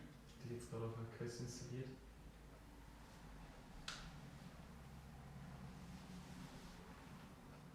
Und da fällt mir auf, dass es auf jeden Fall deutlich länger lädt als am PC. Ja, klar. Ja, Akku, wir sagen Bescheid, wenn wir das G2-Mikro wieder machen. Da habt ihr recht. Das dauert jetzt ewig. Komm, Squadrons ist, ja, aber wie ist es so generell an, auch im Home? Ja, das wollte ich jetzt nicht gerade wieder hingehen. Squadrons ist jetzt fertig. Ah, jetzt. Ja, Home ist halt. Ich weiß nicht, ob viele jetzt gerade den Quest 2 Home kennen. Diese Palm und sowas, ne? Du weißt es ja. Also standardmäßig, ich habe den ja nicht verändert.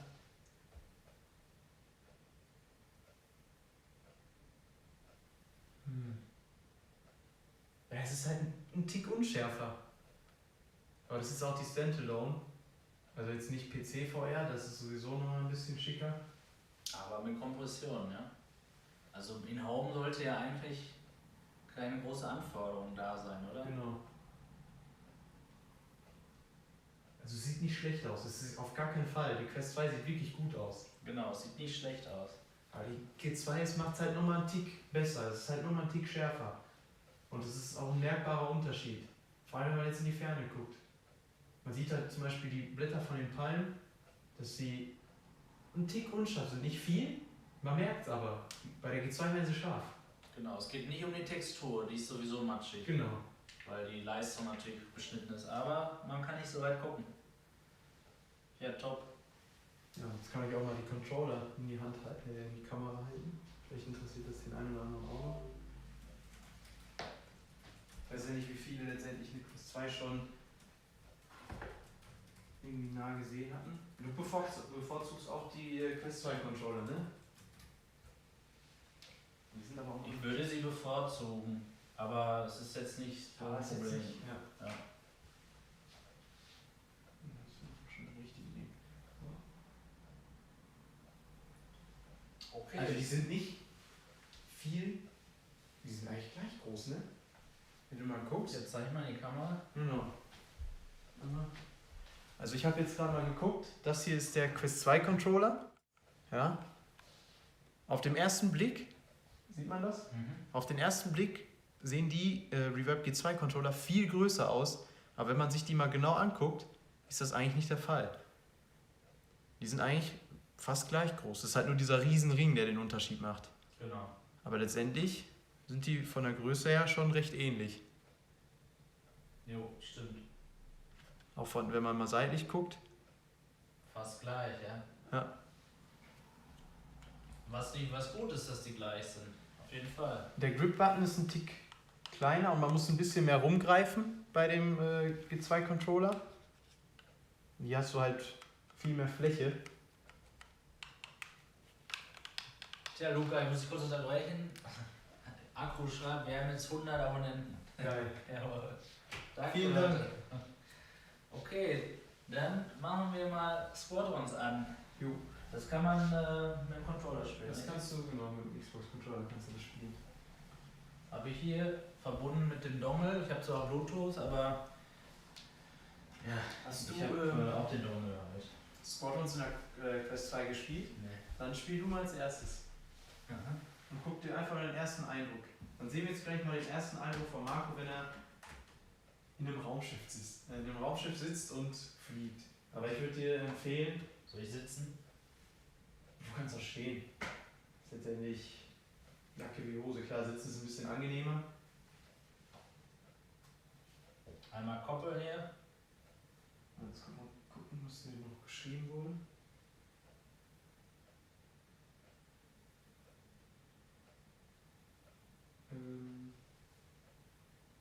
Heute noch. Von der Auflösung ja fast gleich, ist die Performance bei der G2 ungefähr gleich. Es kommt natürlich darauf an, wie man die Quest 2 jetzt am PC betrieben hat. Wenn du die Quest 2 komplett, das Render Scaling und alles mögliche Render Resolution komplett hochgestellt hast und SteamVR 100%, dann hast du eine bessere Performance mit der Reverb G2. Ja, ich glaube, es ist sogar so ein bisschen gleich. Ja, oder also es ist auf jeden Fall nicht schlechter. Nee. Aber das Ergebnis ist besser. Ja, das Ergebnis ist besser, genau. Das visuelle Ergebnis. Wenn man letztendlich jetzt visuell gleich, wenn man versucht irgendwie die G2 jetzt auf das gleiche visuelle Level wie die Quest 2 zu kriegen, dann wird die G2 natürlich besser laufen. Jetzt in der halben Auflösung, in dem halben Auflösungsmodus zum Beispiel. Aber da sieht die Quest 2 dann wahrscheinlich einen Tick besser aus. Ja, kann man nicht so pauschal sagen, je nachdem wie man das einstellt. Ach, hier geht mal wieder nichts mit dem Koppeln. Ich hole einfach ein Kabel eben. Eine Sekunde, ich bin gleich wieder da. Anstecken, Quad Marco hat glaube ich schon was dazu gesagt. Kostet natürlich alles Geld.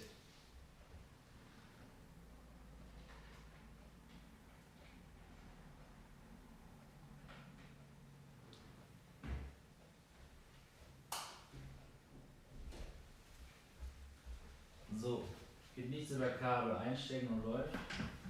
Meistens.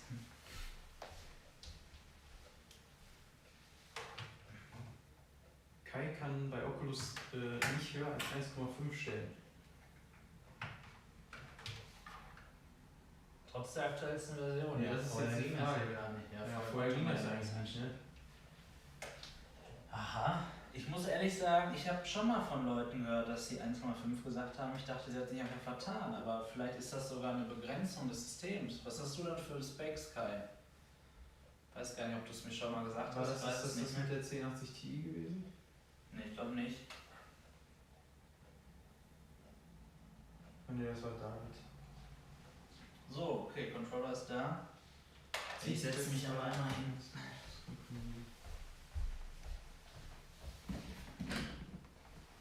Genau, Kari Fuchs. So sieht es nämlich aus. Kai hat eine RTX 3070. Nee, das macht keinen Sinn. Also die sollte eigentlich von der Leistung her stark genug sein. Schreib mich nochmal im Discord an, Kai, dass wir darüber mal reden können. Und die 9900. Also daran kann es auf jeden Fall nicht liegen.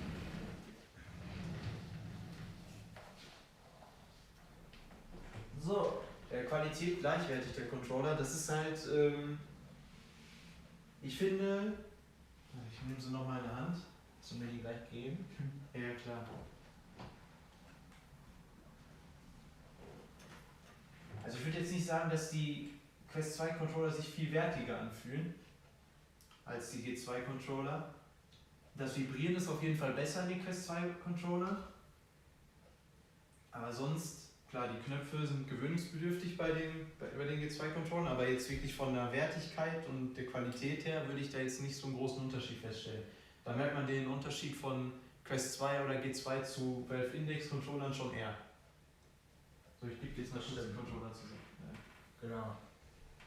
Das ist einmal rechts, Okay. einmal links. Okay. So, dann gucke ich nochmal.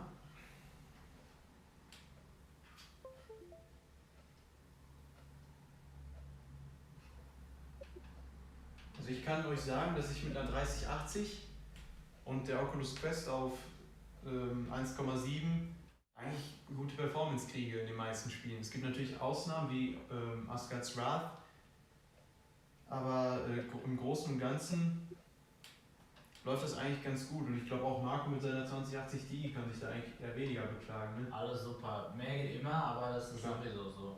Ja. So, ich starte jetzt mal das Game. Seht ihr, was ich sehe? Ihr seht die Mirroring-Ansicht, das ist auch, glaube ich, besser. Asgard's Wrath machen wir auch gleich noch, ne? Ja, unbedingt. Genau, das machen wir auch gleich noch. Also einfach gedulden. Und uns erinnern. Okay. Also nochmal, gleich die Performance, was auch immer ihr seht. Ich stelle gleich wahrscheinlich alles auf niedrig, damit es einfach flüssig läuft. Ja. Es liegt an der Aufnahme. Aber ihr braucht trotzdem einen starken PC, auch ohne Aufnahme.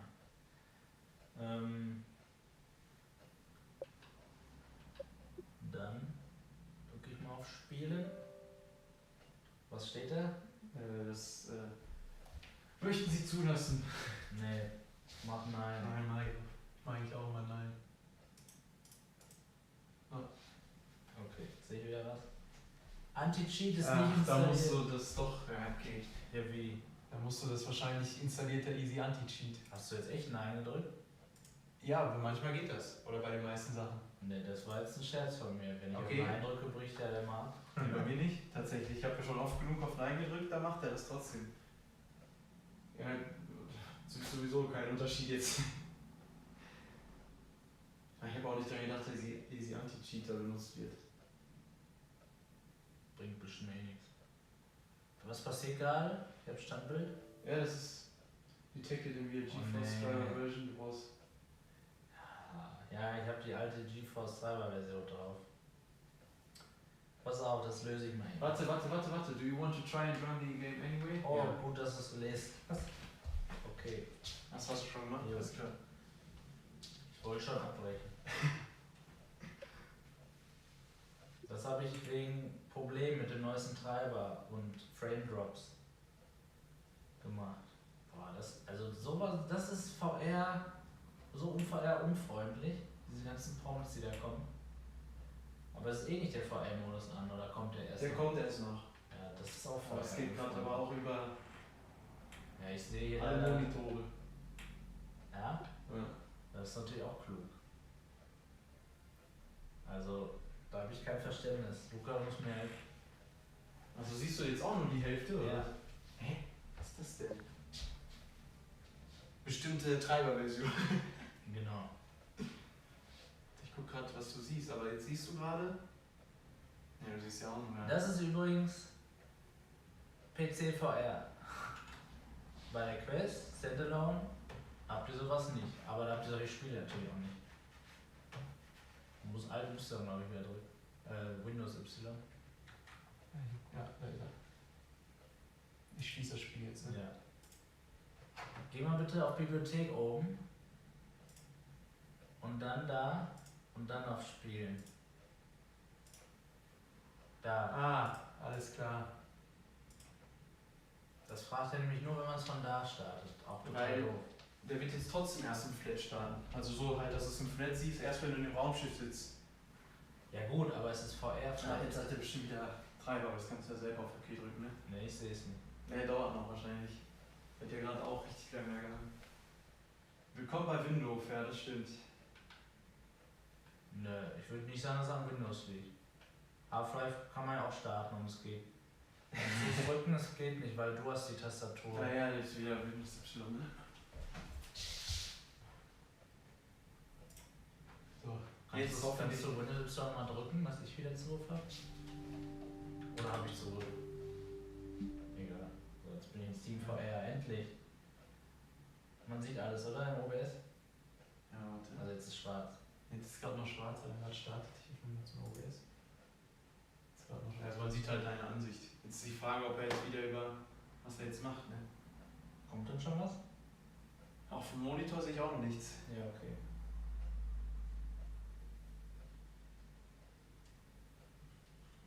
Also, das sieht man, ne, Luca? Ja, das sieht man. Ja. Also deine Ansicht sieht man. Jetzt ist nur die Frage, was er jetzt macht. Ich beende es noch. Das ist noch beendet, ja. Ja, Treiberversion. Was soll das denn jetzt? Die sollen mir nichts erzählen. Als ob das jetzt am Treiber liegt.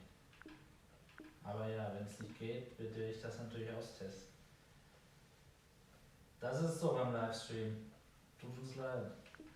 Ja, aber das ist auch immer so was Komisches alles, ne? Klar. Also ich habe Star Wars Squadron schon 1000-mal gestartet in VR und es hat immer funktioniert. Genau. Aber weit war ja sogar. Ich guck nochmal. Will aber schon 1.7 wird schon gut. Was sagt der Chat so? Ja, ich guck gerade mal.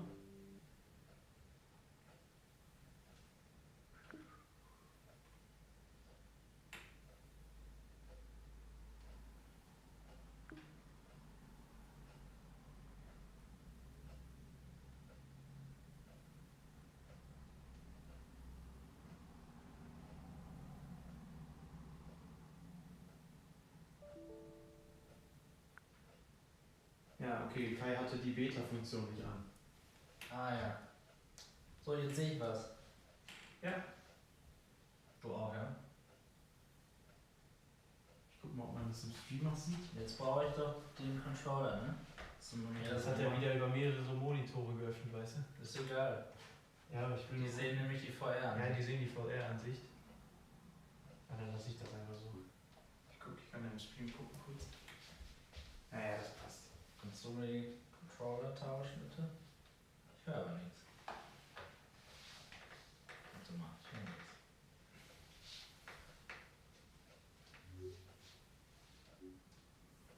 So.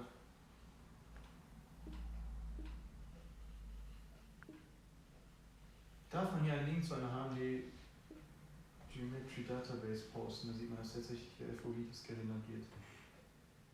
Ja, mach ruhig.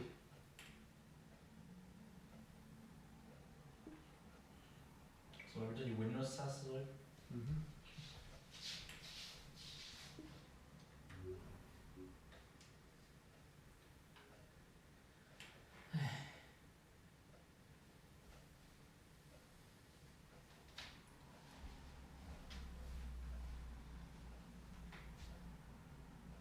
So, ist aber alles sehr stark. Also ich lasse die Quest 2 konstant auf 1.7.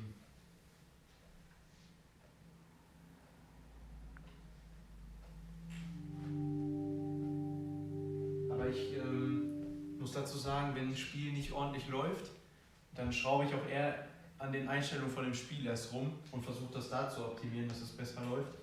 Unbedingt. Auflösung ist das Allerwichtigste. Ja. Auflösung in Kombination mit FPS. Das muss immer nativ sein, damit ihr eine gute Erfahrung habt. Auch wenn ihr alles auf Low stellt. Ihr seht trotzdem scharf, auch wenn das schlecht aussieht, aber ihr seht es scharf. Es bringt nichts, wenn es ruckelt oder ihr... Das Super Sampling komplett runter macht. Ja. Bei der Quest 2 zum Beispiel. Das gilt auch für diese Brille. So, wenn jetzt kein Sound ist, ist es egal, aber ich dachte, das gibt mir ein bisschen Immersion. Zu mir die Controller geben, bitte.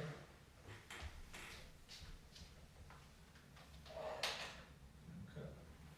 Erstmal an, ne? Der ist an. Er geht auch. Ja, Operation beginnt. Kann ich direkt fliegen und muss Also ich erst... ich sehe das jetzt natürlich nicht so gut. Siehst du das nicht? Ja, das ist halt über mehrere Monitore verteilt, Ach so. wie gesagt. Vielleicht kann ich das einstellen, Moment. Geh mal auf Training. Ich stelle das mal eben ein. Genau, so. So, VR-Einstellungen haben wir erstmal. Ist an. So, Video ist das bestimmt. Bildschirm. Fenstermodus. Anwenden. Ja, jetzt sehe ich das auch. Okay. Das war jetzt nicht, aber ist ja kleiner als 4K. Dann geh mal zurück. Dann geh mal auf Multiplayer und Training. Und da gehst du auf. Boah. Ich würde nicht Weltraumgefecht machen direkt. Ich würde immer Training Übung. Wir machen mal Übung starten. Hört ihr alles? Chat? Also du hast jetzt Sound? Ich hab Sound. Gut. Kam dann doch. So, wie lange haben wir gebraucht? Jetzt halbe Stunde, um das Spiel zu starten? Ja. Boah!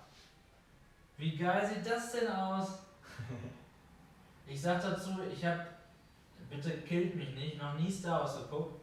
Aber ich werde es bald gucken, da haben wir schon einen Termin gemacht, sozusagen. Aber wie geil sieht das denn aus? Ich kann so weit gucken, wie im echten Leben. Kein Scheiß.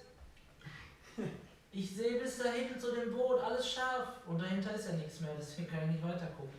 Oder da. Das sieht wirklich beeindruckend aus. Das sah auch in der Quest 2 schon beeindruckend aus. Deswegen freue ich mich auch gleich, wenn ich das aufsetzen kann, die Brille aufsetzen kann in dem Spiel. Unglaublich. Boah. Ich glaube, jetzt kommst du ins Cockpit. Ich finde das schade, dass man nicht die VR-Controller als... Die sind doch wieder Xbox-Controller. Ach du Scheiße. Wie geil ist das denn? Ach du Scheiße. Es ist alles scharf, ich kann alles lesen. Die grüne Anzeige da, alles. Ist die Farben, die Helligkeit, die ist unglaublich. Ich sehe sogar diese Punkte auf den Monitoren, weil das so alte Monitore sind. Vor mir der grüne. Oh. Boah, wie das aussieht, die Raumschiffe. Sorry, dass ich ein bisschen wie so ein Idiot rede, aber hey Alter, es sieht mega geil aus. Das kann ich nur dazu sagen. Beeindruckend. Boah. Ach, ich kann schießen. Ne? Ja, ein bisschen. Ist ja quasi so ein Gefechtssimulator. Aber was kann ich denn abschießen? Ich glaube, das ruckelt irgendwie ein bisschen im Stream. Ja, das ist normal, das ist wegen dem Mirroring. Mhm. Boah, mir wird schon ein bisschen schlecht gerade. Weil ich mich gerade um die eine Achse gedreht habe. Aber das ist nur Übung. Das weiß ich. Als alter VR-Veteran. Aber das sieht richtig geil aus, ne? Boah, und dieses Feuer. Ah! Boah! Boah, ich hatte so Angst gerade. Ah! Das ist so echt. Boah, das Spiel ist ja mal der Ultrahammer von der Grafik. Also Performance, Average FPS sind gerade bei 55. Ja, kann ich das denn noch einstellen? Habe ich gerade gar nicht geguckt. Wie gesagt, wegen der Aufnahme. Und die G1 hatten wir leider nicht. Ne. Wir haben jetzt einen Vergleich zu Rift S, zu Quest 2, zu Quest 1, die hatte ich vorhin vergessen, und zu Vive Cosmos. Genau. Und PlayStation VR. Die hat Marco nämlich auch. Ach ja, gut, dass du sagst. Die ich sehr mag sogar. So. Ich habe jetzt auf Low gestellt. Jetzt gucke ich mal direkt mal in die FPS. Ja, deutlich besser. Na gut, Average wird jetzt noch dauern, bis ich das anpasse, aber jetzt sind gerade die FPS so Naja. so bei 65 bis 70. Ich glaube, ich muss das nochmal mit der Capture Card aufnehmen. Ich streame Ja, jetzt vom okay. Rechner, weil wir das iPhone an der Capture Card hängen haben. Aber wenn ich über einen Laptop aufnehme, über die Capture Card, ist ja kein Verlust. Und dann kann ich euch nochmal die Performance zeigen, wenn euch das hilft. Aber ich sag nur, also die Frage war jetzt, könnt ihr Squadrons testen? Haben wir gemacht. Wie sieht Squadrons aus? Unfassbar sieht das aus, auch auf Low jetzt, aber gerade, vor allem gerade natürlich. Und zu der Performance muss man aber noch sagen, du fliegst jetzt natürlich alleine darum, ne? Ich habe ja auch gedacht, boah, das läuft ja richtig gut. Ich habe natürlich auch viel im Internet gelesen darüber, dass es nicht so gut läuft. Aber wenn du jetzt einen Flockenkampf machst, wo mehrere Leute auf dem Server sind, Ja, dann merkst du natürlich, dass die FPS im Keller geht. wie du kannst online mit anderen spielen und sich abknallen. Ja. Wie geil. Das sieht so mega aus, Leute. Kauft es euch. Kauft euch die G2, beziehungsweise ich hoffe, sie wird geliefert, wenn ihr euch schon vorbestellt habt. Ich habe jetzt 5 Monate gewartet. Und ja, es kommt auf jeden Tag an. Ich wollte nämlich gerade sagen, auf den Tag kommt es nicht an. Das stimmt nicht. Ja, das weißt du am besten. Ja. Aber wie geil es aussieht. Und die Haptik auch, den Xbox-Controller, Das ist cool, ne? die ist gut. Boah. Aber man braucht nicht mal einen Rotas oder so dafür. Das ist auch mit dem Xbox-Controller richtig geil. Die Immersion ist richtig, Dann richtig wird das gut. noch komplizierter. Ich habe da auch gehört, dass das auch so schlecht manchmal funktioniert. Aber ja, jetzt kam ja ein Patch für Squadrons. Und der Patch hat ja die Leistung wohl ein bisschen verbessert, habe ich gehört. Aber insgesamt ist das natürlich hier kein Alex-Niveau. Aber man kann es auch nicht so richtig vergleichen natürlich. Ne? Und Karin Fuß schreibt gerade, ich würde die G2 gerne mal testen. Vielleicht bietet es sich ja irgendwann mal wieder an, wenn sich, vielleicht geht das jetzt auch mit den ersten Impfungen Ende des Jahres dann ein bisschen zurück. Vielleicht kann ja MRTV wieder seine MRTV-Experience anbieten. Das macht er dann auf jeden Fall, weil er natürlich auch Probleme hat, seine Miete jetzt zu bezahlen ohne die Einnahmen, was ich verstehen kann. Und also es ist wirklich Win-Win, wenn man da hingeht. Ich war da leider auch noch nicht. Das werden wir auf jeden Fall auch noch tun. Genau, zahlt einen kleinen Beitrag dann und er kriegt einen Beitrag für seine Leistung. Ich meine, er hat immerhin jede Feuerwehr, die es gibt. Vollkommen richtig, würde ich sofort machen dann. Ich würde es aber auch sofort bestellen, wenn ich ehrlich bin. Weil falls du es noch nicht hast. Also, ich bin einfach nur sprachlos. Ich fliege hier durch und gucke die ganze Zeit. Es ist unfassbar. Und ich habe jetzt den Quest-Vergleich nicht, aber das ist mir egal. Den habe ich ja gleich. Genau. Los, Luca. Steig direkt ein. Wieder ab. So. Boah. Das war Hammer. Das ist geil, ne? Das macht richtig Laune. Das ist Hammer.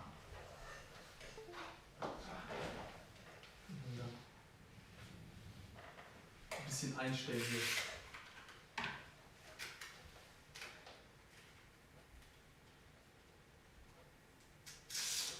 Das Spiel macht richtig Laune. Ja, so ist okay. Ey, das ist unglaublich. Jedes Mal aufs Neue. Und? Das sieht tausendmal besser aus als in der Quest. Tausendmal besser als in der Quest. Ey, das ist so gestochen scharf alles. Sagst du wegen der Kompression durch Ja, die auf jeden dunklen Fall. Szenen? Ja. Das ist so ein Riesenunterschied. Aber auch das Cockpit an sich, ne? Und jetzt machen wir mal ein bisschen schneller. Ne, das sieht wirklich beeindruckend aus. Das Squadron sieht auch einfach richtig gut aus. Wenn du dir das Cockpit anguckst, das sieht richtig gut aus. Das ist einfach beeindruckend, dieses Spiel. Das ist alles so gestochen scharf. Auch da hinten alles. Man kann das so gut erkennen. auch wenn man jetzt mal näher ranfliegt, diese Details, diese Vierecke, ich weiß nicht, ob man das jetzt sieht im Stream, die sieht man schon auf so eine weite Distanz. Weißt du, was ich meine? Hier die hier. Ja. Das ist unglaublich. Genau, Akku. Ich habe mich echt nicht mehr eingekriegt. Das war halt Hammer. Also Squadron sieht echt gut aus in der Brille. Und ich war ja schon in der Quest 2 beeindruckt. Trotz Kompression. Unglaublich.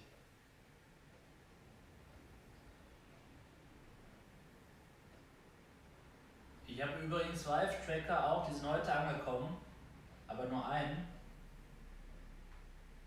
Kann man natürlich auch verwenden. Da wird ja dann auch noch ein Dongle jetzt bei sein. Mal gucken, ob man da auch ein Video draus machen kann. Und Geil.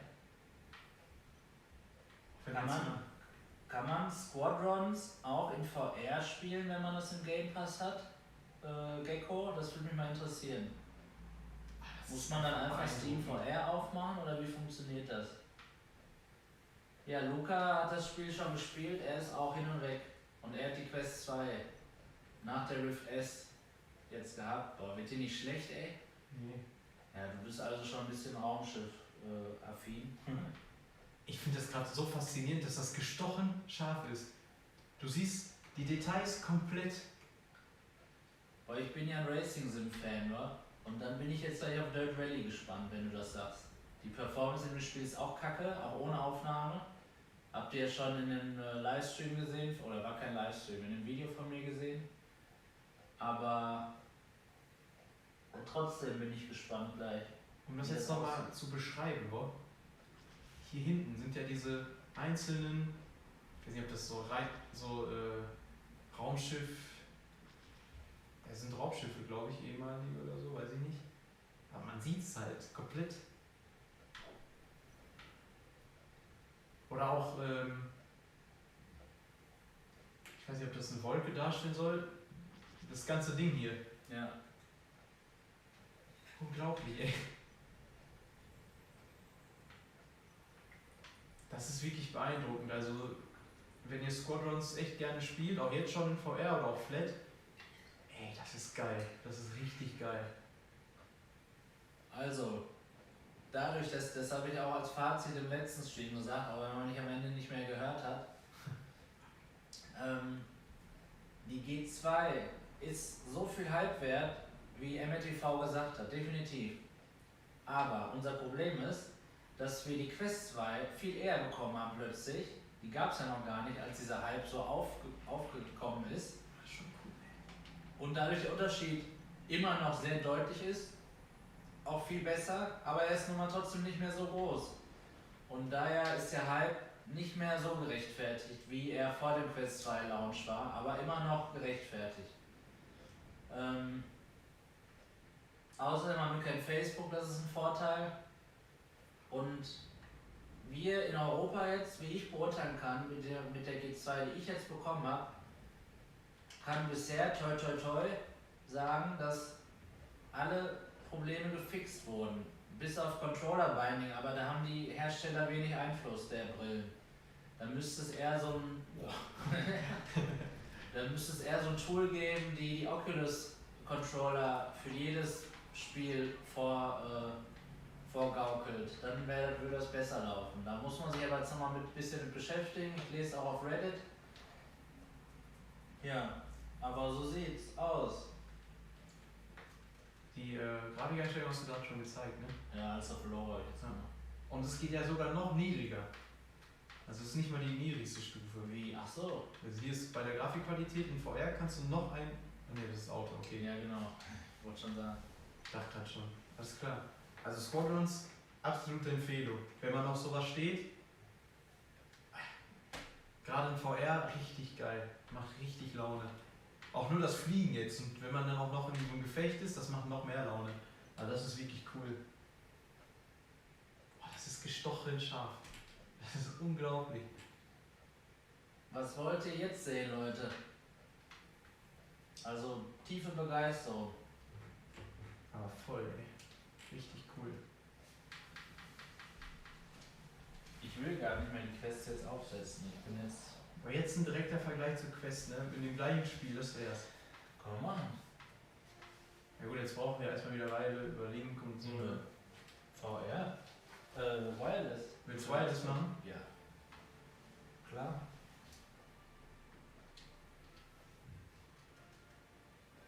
Ich beende mal. Ja, ich glaube hier musst du irgendwo beenden. Ja, warte, ich beende schon, ob es geht.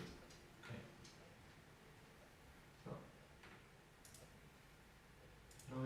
Leute. Affengeil.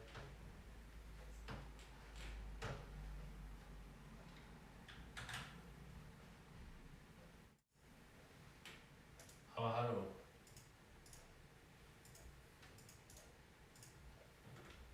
Genau, ich habe das Mixed Reality geschlossen. Aber die Links geht auch einfach ab, ne? Mit dem das Cover. Das fand ich gar nicht, aber das hast du ja auch bei der Quest schon geschafft. Ja, Das schaffe ich da auch nicht. Immer wenn ich das absetze und dann habe ich meine Hand hier. Okay. Und quietschen. Nee. Diese Mini-Geräusche sind ja nur von einem. Aber es ist nicht dieses Knarzen. Es ist weg. Ja. Haben die gefixt. Das war warm, die Brille auch, ne? Aber Merkt man aber drin merkt man nicht. nicht, ne? Das ist schon cool. So, ich teste jetzt mal direkt mit der Quest. Jetzt kann ich quasi direkt sagen, wie der Unterschied ist.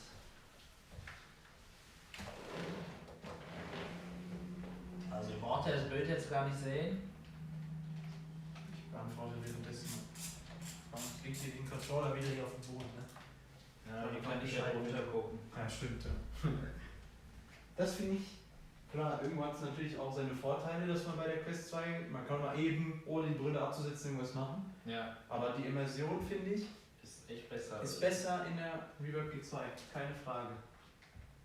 Unterschätzt das nicht. Lieber dieses Komfort, diesen Komfort aufgeben, dass man nicht runter gucken kann und dafür Immersion bekommen. So, Guardian bestätigen, er erkennt mein Wohnzimmer. Und jetzt gehe ich direkt Virtual Desktop Update Hast du Elite Dangerous? Ja. Ja, Family Sharing wahrscheinlich, ne? Ne, habe ich selber. Ja, ich habe mir das nämlich auch gekauft, für 6 Euro im Sale oder so. Okay, als nächstes Elite Dangerous oder Dirt Rally? Stimmt mal bitte ab. Schreibt Dirt für Dirt Rally, für Rennsimulation oder Elite Dangerous? Schreibt Elite.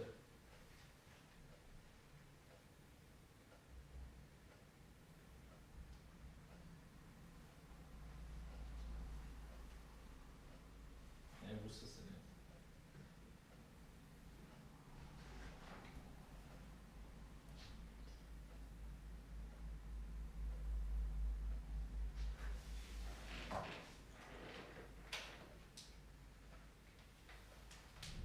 Jetzt haben wir 3 Stimmen Dirt und 2 Stimmen Elite.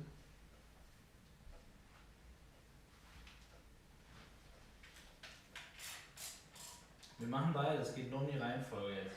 Genau. Also jetzt 3 Stunden Dirt, 2 Elite, dann würde ich sagen, machen wir erstmal Dirt. Und dann machen wir Elite. Ist die Brille wieder angegangen? Deine Quest? Nee. Ja. Okay. Achso, ja, die ist an. Also vorne leuchtet. Nee, ist das Mixed Reality auf? Im rechten Monitor? Manchen Monitor ist nur OBS, aber ich gucke. Ja, dann ist nicht auf. Mixed Reality Portal ist aber. Doch, dann musst offen. du wieder schließen. Also Das ja, ist wieder runterfahren, ne? angegangen. Ja. Ist aus. So, da war eben Update, das ist jetzt fertig. Also ich habe hier einen 6 GHz Router, ach 6 GHz sag ich schon. Wi-Fi 6 Router. Ach, du müsstest einmal bitte unten in der Taskleiste links Virtual Desktop öffnen. Ich muss mal erstmal meine Brille öffnen. Aufsetzen. Ja, ist offen. Müsste jetzt sofort kommen. Ja, ist offen.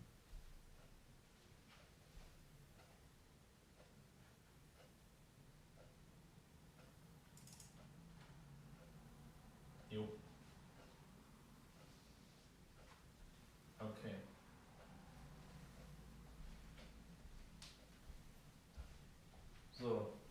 wieder Squadrons an.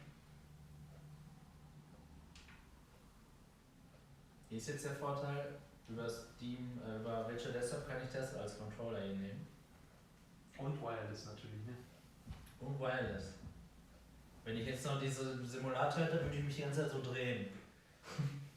Und direkt kotzen. Das wäre mal eine Investition für Sebastian Ang, dass er so einen Simulator holt, der sich auch bewegt. Holt er bestimmt irgendwann. Sieht man unten rechts, Virtual Xbox 360 Controller wird eingerichtet. Start die Squadrons.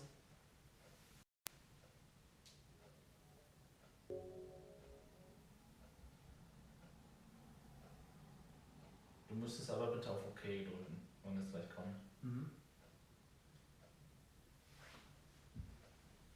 Also Big Screen auf der Quest 2, das war auch schon sehr beeindruckend. Das war auch schon richtig geil.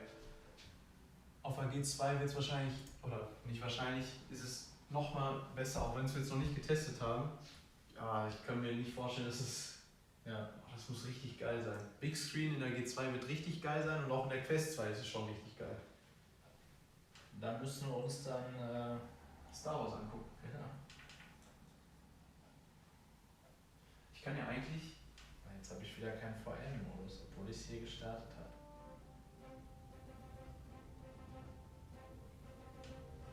kann ich gleich das mal ein bisschen mittig ziehen, das Fenster. Dann können die Leute im Stream ja auch mitverfolgen. Die sehen das ja dann auch. Ja, muss nur umstellen. OBS, links habe ich 10.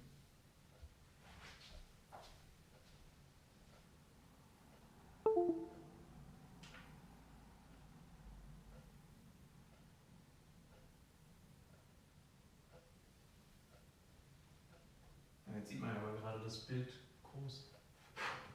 Warte, ich mach Achso, du warst gerade, sorry. Ich glaube, das Mixed Reality Port ist, glaube ich, gerade wieder angegangen, ne? Boah, das nervt ja. Ich mach gar nicht, warum geht das denn einfach an? Ja, weil man Steam VR startet, deswegen. Will ich wieder ausmachen? Ja.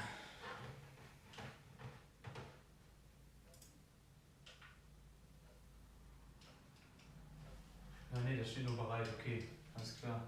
Also du musst wahrscheinlich auf Play drücken, ne? Nee. Kann nichts machen. Ja, dann schließe ich das komplett.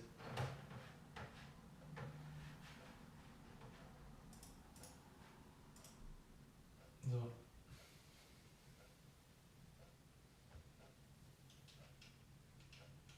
Er ist hier die ganze Zeit der Meinung, dass Steam VR offen ist. Das hat doch immer super funktioniert. Das hat mit der Brille zu tun. Soll ich die mal vom Strom nehmen? Ja, aber stopp. Das ist jetzt gefährlich? Ja. Ich guck, was steht denn auf der Anleitung? Gar nichts. Steht nur, wie man die anschließt. Okay. Sieh mal bitte den Strom. Oder nein, reicht es nicht, die vom PC zu trennen? Macht ja viel mehr Sinn. Ja, einfach USB-C einfach raus. Stimmt, das macht ja voll Sinn. Ja. Dual Display.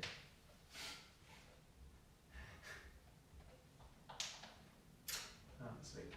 Okay. Nein, das erste Mal die G2 getrennt. Jetzt schließen wir die gleich an, dann geht die nicht mehr. Was sagst du denn jetzt hier? Ist mit Jinxen oder was? Machen wir direkt einen Reddit-Post.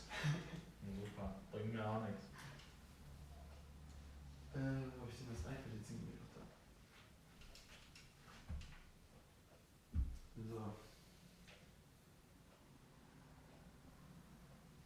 Es geht sofort weiter. Das zum Thema mal eben vergleichen.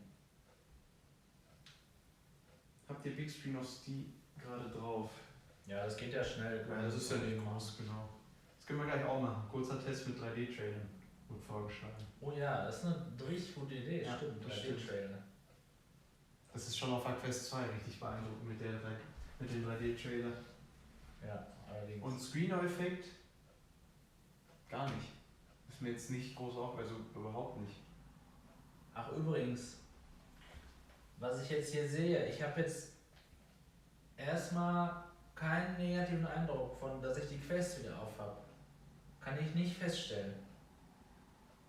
Ich werde gleich im Spiel wahrscheinlich Im was Spiel sehen. ist es merken, ja. Aber jetzt nicht Standalone-mäßig. Nee. Da ist es auch super. Außer die geometrischen Distortions, die die Quest 1 auch hatte.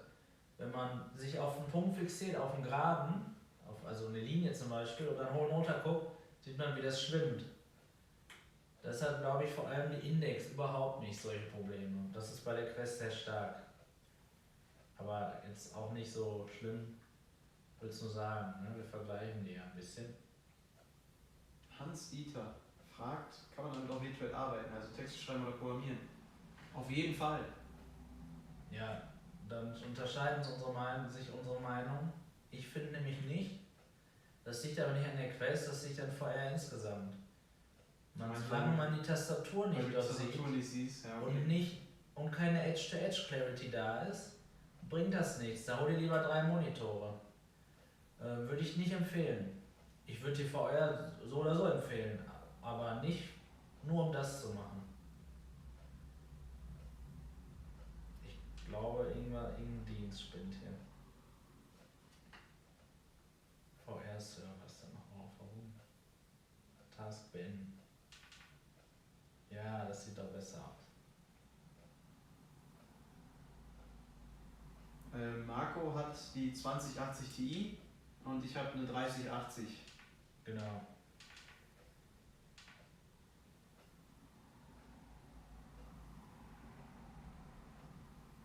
So, es ist sofort soweit. Ich komme dem Ziel mal näher. Und der Rechner, mit dem wir das aktuell gerade befeuern, ist der 2080 Ti-Rechner mit einem i9 9900 KS. Genau.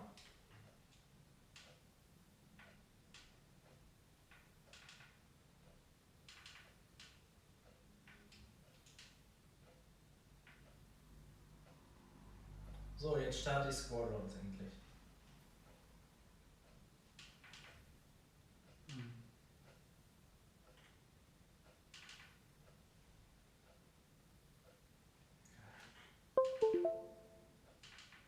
Naja, ich mach das doch mit dem Xbox-Controller.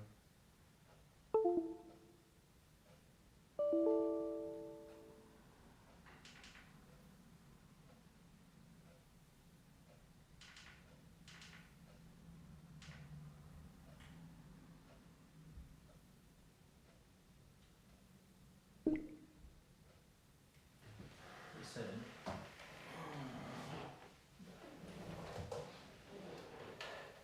Hast du die sich umgestellt? Sehen die das jetzt auch? Achso, ne, habe ich noch nicht.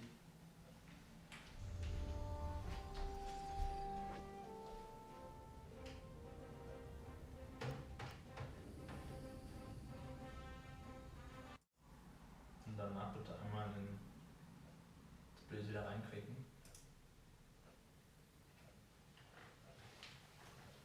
Aber das ist halt nur, kann ich das Fenster einfach aufhören? Ja, okay, passt, so ist gut. Jetzt sieht man auch das, was Marco sieht. So wieder reinklicken. Jetzt. Okay. Das ist Übung, ne? Und los. So, Menü sieht ein bisschen schlechter aus, aber nicht merklich. Wir haben natürlich jetzt hier Kompressionsprobleme, ne? Also, kein Problem. Nein, viel schlechter. Viel schlechter. Will ich nicht sehen, ne? Ich spiele aber mit Virtual Desktop. Wir sollten auch nochmal Link testen. Aber vielleicht ein Tick leiser. leiser machen. Mhm. Ach, jetzt leiser. Das war zu leise die ganze Zeit. Oder des Spiels. Des Spiels. Ach so. Game Sound. Ach, Game. Ich habe Game verstanden. Kann ich hier auch von mir machen, oder? Kannst du auch einen Controller machen, oder? So. Jetzt müsste es besser sein, hoffentlich. Also, Virtual Desktop. Viel schlechter. Es ist viel Kompression da. Ich sehe schon unscharf quasi, wenn ich hier auf diese Triebwerke gucke. Dann ist es schon nicht mehr so scharf. Dafür habe ich ein gleichmäßig scharfes Bild, sage ich mal. Lukas, hast du das auch gemerkt bei der G2? Ja, das war halt an den Rändern wirklich. Ja, Der Unterschied ist deutlich. genau. Ja, deutlicher als bei. Aber ich habe lieber in der Mitte richtig scharf und am Rand ein bisschen unschärfer als ein gleichmäßig unscharfes Bild. Das klingt doof, ist aber so. Nee, also. Nee. Will nicht sagen unspielbar, aber für Spiele, wo ich sitze und mich nicht bewegen muss, also das Kabel völlig egal ist die Quest gar keine Option, wenn ich eine G2 habe. Sieht viel schlechter aus. Sieht gut aus. Wir dürfen jetzt nicht verwechseln, was ich mit gut und schlechter und besser meine. Also, das Spiel sieht super aus. Aber im Vergleich zur G2, wenn die G2 100% sind, der neue Maßstab, dann ist die Quest hier 50%. Ja, das stimmt. Wenn wir aber alle Brillen betrachten, dann ist die Quest 2 ganz vorne. Zumindest die wir selber schon auf hatten. Aber nein. Aber noch gerade was Interessantes. Kai hat gerade geschrieben, im wahren Leben hat man ja auch keinen Sweet Spot. Das Problem ist, dass man im wahren Leben, natürlich, wenn ich jetzt auf etwas gucke, ist an den Rändern natürlich auch unscharf. Aber wenn ich mein Auge irgendwo hinbewege, fokussiert das ja trotzdem. Und das ist in der Brille nicht so. Ja. In der Brille, wenn du dein Auge bewegst, siehst du halt das unscharfe Bild. Das ist das Problem bei einem kleinen Sweet Spot. Weswegen man auch sich angewöhnen muss, dass man den Kopf bewegt, anstatt wirklich nur die Augen. Aber lass uns bitte nicht die Begriffe Sweet Spot durcheinander bringen, sondern uns eher einigen, was wir damit meinen. Ich meine damit, wie schnell ich ein scharfes Bild in der Brille kriege, wenn ich sie aufsetze. Du meintest jetzt? Ja, Edge Clarity Genau. ist das halt, ja. So richtig definiert ist das nicht. Jeder verwendet den Begriff ein bisschen anders, Ja, deswegen wollte ich das nur ansprechen. Falsch ist es ja nicht, weil es scheinbar keine Definition gibt. Also, Spiel läuft performancemäßig besser, aber wie gesagt, es hat jetzt hier mit dem Stream keine Relevanz. Nein, es sieht viel schlechter aus und trotzdem gut. Ja, ihr habt das jetzt gerade verstanden, wie ich das meinte. Ich lasse jetzt Luca direkt einmal reinschielen hier. Trotzdem super, aber wenn ich die Möglichkeit habe, eine PC-VR-Brille ohne Kompression zu haben, beides sogar vielleicht, dann sind diese beiden Brillen die beste Wahl. Quest 2 für Spiele wie Tower Tech, wo ich mich auf den Boden werfen muss, wo ich mich ständig drehen muss und alles andere quasi, auch Beat Saber, das habe ich nämlich auch schon angezockt. Das sieht so gut aus, Beat Saber, das ist unfassbar. Viel besser als auf der Quest, auch Standalone. Sogar Beat Saber haut einen um. Was sagst du zum FOV? Also, gemessen weniger, aber empfunden gleich. Ja. Kann ich nicht anders sagen. Finde ich auch. Das ist nur mein persönliches Empfinden. Ihr könnt das anders empfinden. Ich habe es ja gemessen. Ihr habt gesehen, ich habe in der G2 ein größeres FOV gemessen. Aber wenn ich sie aufsetze, nacheinander, jetzt habe ich das gemacht, ist es weder positiv noch negativ, würde ich damit sagen. Es fällt auf jeden Fall nicht negativ auf. Nein. Auch durch die Schärfe. Das ist Aber auch die G2 fällt nicht positiv auf, durch das gemessene größere FOV. nee, das stimmt. Also auch, das ist empfunden gleich, gemessen unterschiedlich. Wo? Jetzt hier so ein Strom oder was?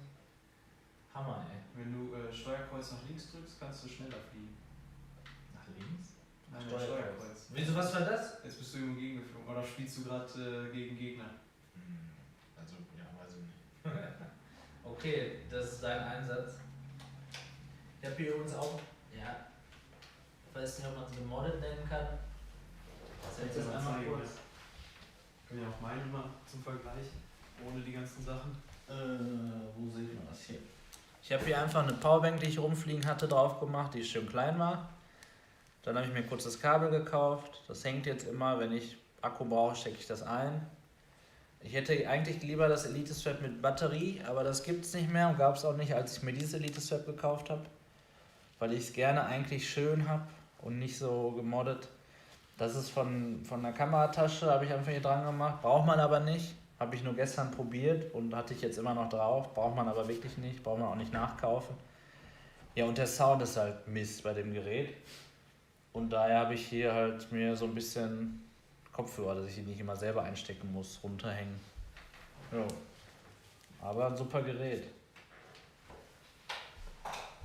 kann meine Brille auf den Boden legen. Ich habe schon wieder vergessen, die abzusetzen. Jetzt mal wieder. Ja, die wird wahrscheinlich groß genug sein, ne?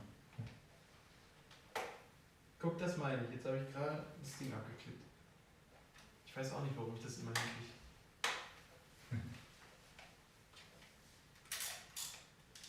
Die muss ja so sitzen.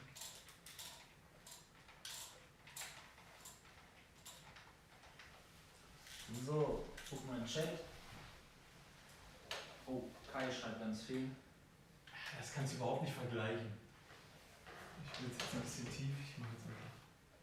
Jetzt kann man Controller gegen Hand nehmen. Das kannst du wirklich nicht vergleichen, ja. Wenn du mal guckst. Oh, so.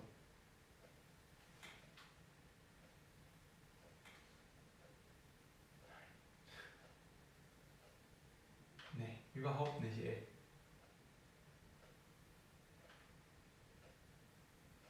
Aber die sitzt jetzt auch noch nicht.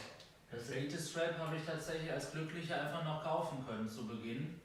Und es funktioniert auch bisher. Ist bisher nicht kaputt gegangen. Wird es bald, denke ich mal, wieder geben, Kai. Ja, Akku, gerne für den Squadrons-Test. Also wir bewerten jetzt hier Virtual Desktop Qualität, So. alles auf höchste. Und Aber dennoch, man kann es nicht mit der G2 vergleichen, überhaupt nicht. Auch das Cockpit schon nicht, finde ich.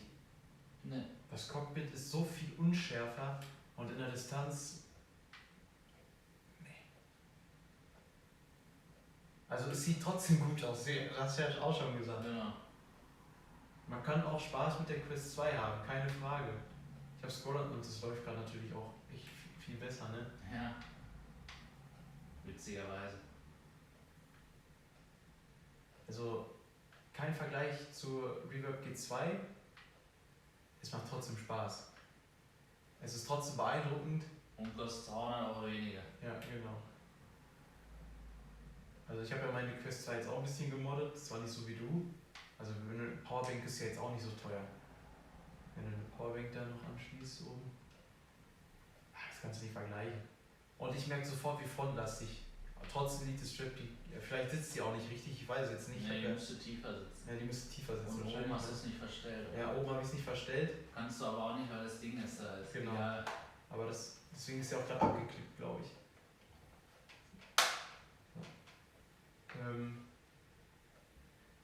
Ja gut. Jo, Ich Kai werde das sagt ja schon. spätestens merken, wenn ich mit meiner Quest 2 wieder spiele. Ja, das stimmt. Kai sagt, danke für den Test, war jetzt aussagekräftig genug. Okay, hast du recht. Ja, UCI SFB, gerne. Dann war jetzt Rally dran, Red Rally, oder? Jo. Aber nicht mehr mit der Quest, da habe ich nämlich schon ein Video drüber gemacht. Bitte auf unserem Kanal einmal schauen, sondern wieder mit der G2.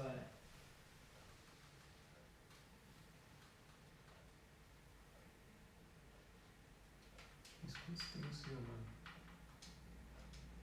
Ja. Kannst ja wieder sehen, ne?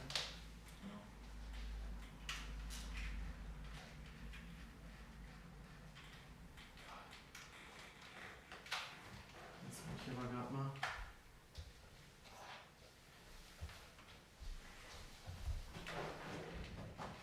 Das ist jetzt auf meinen Kopf eingestellt. Ja, die Lücke hier unten, ne? Das sieht man ja echt heftig, ey. Und ich habe ja schon dieses Silikoncover drauf. Ich hab ja schon diese. Du hast schon da so ein Nasending und dennoch? Und du siehst es, du willst auch mal gucken? Ja, mach ich gleich. Dann Das ist kannst ja du- schade. Siehst du das? Das ist ja schade, oder? Ja. Ich habe eigentlich auch gedacht, dass ich das dann ein bisschen vorbeugen kann. Aber. Wie viele Zuschauer haben wir denn gerade? 39. Das ist so konstant. Da steht zumindest gleichzeitige Zuschauer. Ich weiß nicht, ob das auch wirklich gerade die aktuellen sind. Aber ich gehe mal davon aus, ne? Du kannst hier Doch, jetzt ist er auch gerade weggegangen. Also 30 haben wir jetzt gerade. Ja, schön, dass ihr noch da seid. Ja. Seid ja schon lange. Jetzt Dirt. versuche so ein bisschen schneller hier zu machen alles. In der Hoffnung, dass es auch besser funktioniert. Dirt habe ich nämlich schon vorbereitet. Aber was heißt schon Vorbereitung? Ach, dein Kopf. Ja, ich habe halt nicht so einen großen Kopf wie Marco. Was soll ich machen? Ist auch noch Mist drin.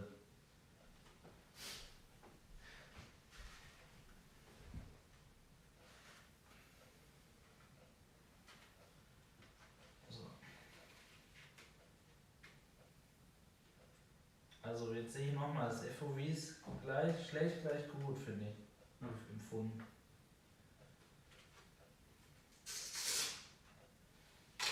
Ups.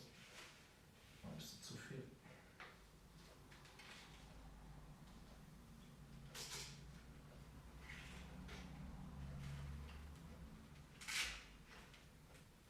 So, jetzt bin ich wieder in VR.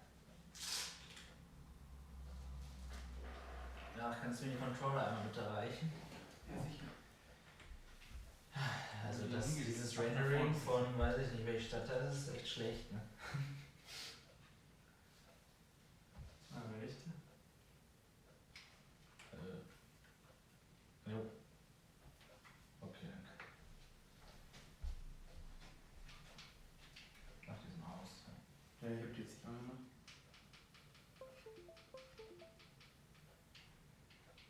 Okay. Dann Desktop. Zack, zack. Play. Zack.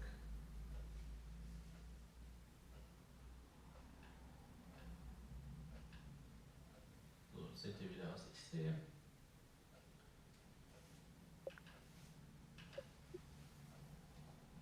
Jetzt öffne ich SteamVR. Viel schärfer. Das ist einfach so. Und auch die Farben tatsächlich. Hat mich im ersten Moment nicht so überzeugt, also dass es so viel besser sein soll, aber jetzt im Nachhinein doch, es ist besser, ja. Kann ich schon sagen.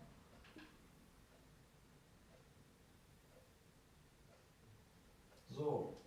Wie fest ist denn der Stecker an der Brille? Müsst ihr den immer rausmachen, da ich die Brille in 2 Zimmern verwende? Den Stecker in der Brille Ja. soll man unter keinen Umständen rausmachen, wenn man ihn reingemacht hat. Das ist wohl das Fragilste an der ganzen Brille. In meinem Livestream, wo ich die heute Morgen ausgepackt habe und angeschlossen habe, kannst du sehen, dass auch ich Schwierigkeiten hatte, den Stecker reinzustecken und ich war mir nicht sicher, wie es funktioniert. Aber dann habe ich selber dann gemerkt, wie es richtig ist und dann mache ich nie wieder was. Und auf Reddit habe ich gesehen, dass man das nicht machen soll. Das empfiehlt HP sogar selber. Wäre natürlich schön, wenn die das auch irgendwo hinschreiben würden. Als auf Reddit nur. Daher nur das andere Ende, also das PC-Ende, nur das abstecken, nicht am Headset selbst. Und noch eine Frage, hast du noch das Problem, dass die Linsen beschlagen? Nein, tatsächlich nicht. Gute Frage. Das war wahrscheinlich heute Morgen, ich war duschen, Linsen frisch rein, sonst davor die Tage hatte ich immer eine Brille auf und daran lag das. Und die Brille war bestimmt auch noch ein bisschen kalt, obwohl ich die ja habe lange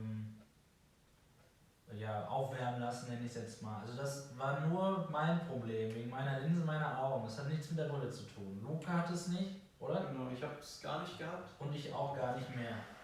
Also alles in Ordnung. Soll ich den angeben? Was? Ja, danke. Und welche Auflösung hatte die in Steam selber eingestellt? Oh ja, gute Frage. Sage ich euch. Ich habe ja nur irgendwas vermutet. Aber ich habe keine Sache, dass ich falsch mache. Ja, du hast den gesagt.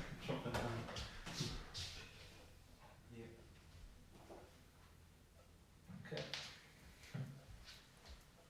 Also Steam macht 3164 mal 3092. 100%. Das ist richtig, das ist nicht falsch. Nicht in den hier machen, es sei denn, ihr habt zu wenig Performance. Aber wenn ihr einen guten Rechner habt, nicht versuchen, so nah an die native Auflösung zu kommen, wie es geht, der Panels. Nativ ist diese, nicht diese. Ja, jetzt komme ich nie wieder auf 100. Das ist nichts immer mit dem, kritisch. ja, es hat nichts mit dem Controller zu tun, das ist einfach doof. Das ist auch mit den Touch-Controllern Ja, schon so gewesen. egal Das ist wo. einfach- Das ist die richtige Auflösung, 100%. Stellt auf Benutzer definiert, 100% und verändert es nicht mehr. Außer ihr müsst wegen einer zu schlechten Grafikkarte oder so was machen, dann natürlich. Aber wenn ihr die Power habt, ist das die richtige Auflösung. Höher macht keinen Sinn. Es ist schon so scharf, wie es geht, meiner Meinung nach. Und Kai schreibt gerade noch, dass er glaubt, er muss die Quest 2 in Steam sogar noch höher stellen. Und da hast du ja, glaube ich, auch schon ein Video zu gemacht. Ich habe ein Video gemacht, wie ich die Quest 2 auf 1.7 hatte, Qualität hoch, 90 Hertz, in Oculus und in SteamVR habe ich 100% 150 gemacht. War beides spielbar, alles in Ordnung, Du hast aber auch ein Half-Life nur getestet. auch wieder nur im besten Spiel, das war ja unser Referenztest. Ja. Und ich habe aber keinen Unterschied erkannt, wenn ich ehrlich bin. Es ist halt Kompression da. Da kann man nicht. Ich meine, ich kann es hier gleich auch mal hochstellen, aber es ist scharf. Was soll ich denn da noch an Leistung dann hier fressen lassen quasi? Vor allem bei Spielen wie Dirt, die sowieso schon nicht so gut laufen. Die einfach scheiße laufen. Sorry, dass ich das so sage. Ich lasse das mal so, wie es hier voreingestellt ist, Mitte irgendwie. Freies Fahren. Feucht. Boah, da bin ich echt gespannt. Ich fahre gerne mit dem Golf 2. Mein Lieblingsspiel, was Sim angeht, muss ich einfach so sagen. Lass mich hier rein, Start. So. Ja, das ist natürlich eine gute Ansicht. Ich habe jetzt auch gerade gefragt, ob die Frage ist, sobald Steam VR an ist, ob dann die Oculus-Auflösung egal ist. Nein.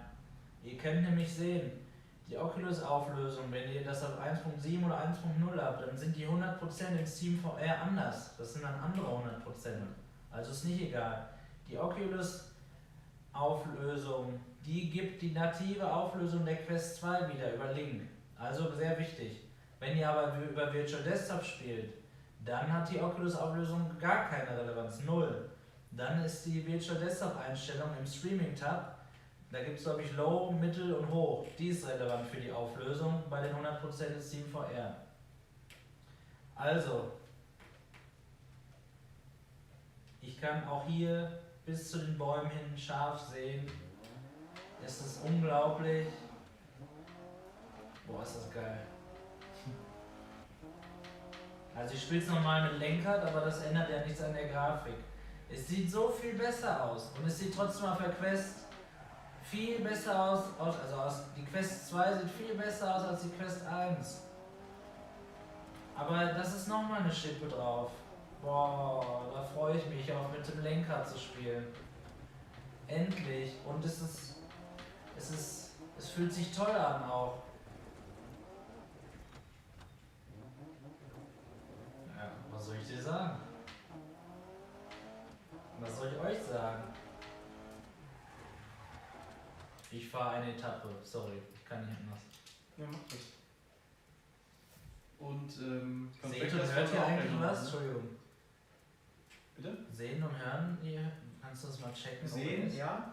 Hören. Sonst hätte sich wahrscheinlich auch jemand beschwert. Ne? Siehst du einen Ausschlag jetzt? Also ich sehe rechts nicht Ach, du siehst es nicht. OBS, aber ich gucke gerade in dem Stream selber auf dem Laptop und da sieht man alles. Aber ich kann noch mal kurz OBS öffnen, wenn du mich Also nur wegen des Tons, ja. Ah, ich muss jetzt drücken, ja. Alles klar.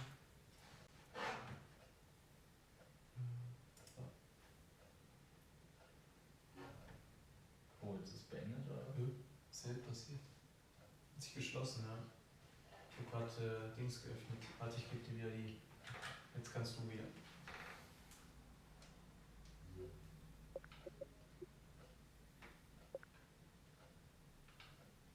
Das Problem ist, dass er gerade wieder über zwei Fenster gleichzeitig geöffnet hat, weißt du? So, G2 Audio müsste jetzt wieder da sein. Ich schalte jetzt mal wieder. Achtung Leute, ich gebe euch 10 Sekunden. Ich schalte wieder aufs G2 Mikro um. 5, 4, 3, 2, 1. Hallo, hallo. So, jetzt müsste eigentlich wieder alles gut sein. Ja, denke doch.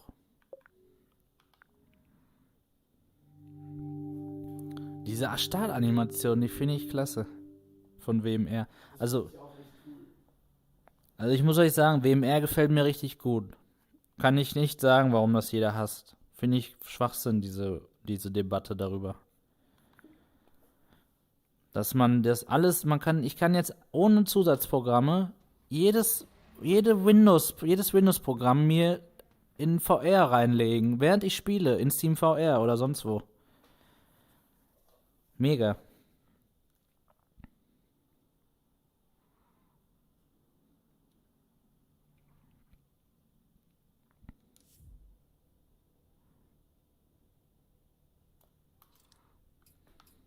Ach so, ich wollte eine Etappe. Ja, los. So, sieht man in OBS jetzt was oder ist immer noch groß? Warte, ich mach Fenstermodus, ja. Ach, kann ich aber bestimmt gar nicht. Das muss man in. Gut, ich sehe ja, dass es im Stream da ist. Nee, ich meine den Ton. Schreibt mal bitte, ob ihr Ton habt. Genau, das meinte ich ja. Sonst hätte sich ja wahrscheinlich noch jemand schon. Könnte sein, ja.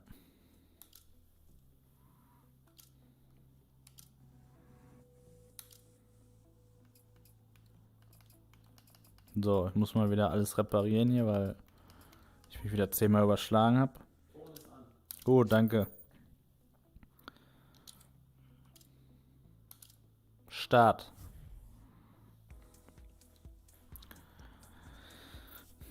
Es ist so scharf.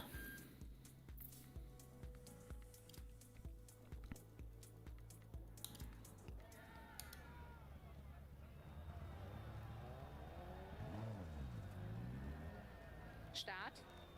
100 über Gitter, 6 links, sehr lang über Kuppe, 30. Viel Glück. Okay, wir stellen es gleich wieder um. Jetzt muss ich Handbremse drücken, wa? 5, 4, Ach scheiße, Fehlstart. Ja, ich spiele auf realistisch. 100. Ach, jetzt egal, gab nur Punktabzug. Sehr lang über Kuppe, 30. Ja, irre sieht das aus. Ich habe ein bisschen falsche Höhe hier. 6 rechts, sehr Muss mich ein bisschen ducken. macht auf. Aber 60. das sieht endlich gut aus.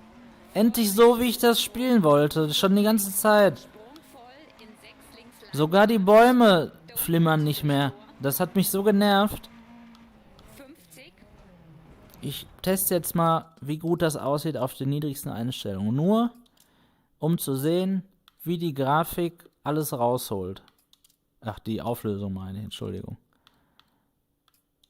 So niedrig habe ich noch nie gespielt, aber ich mach's einfach mal.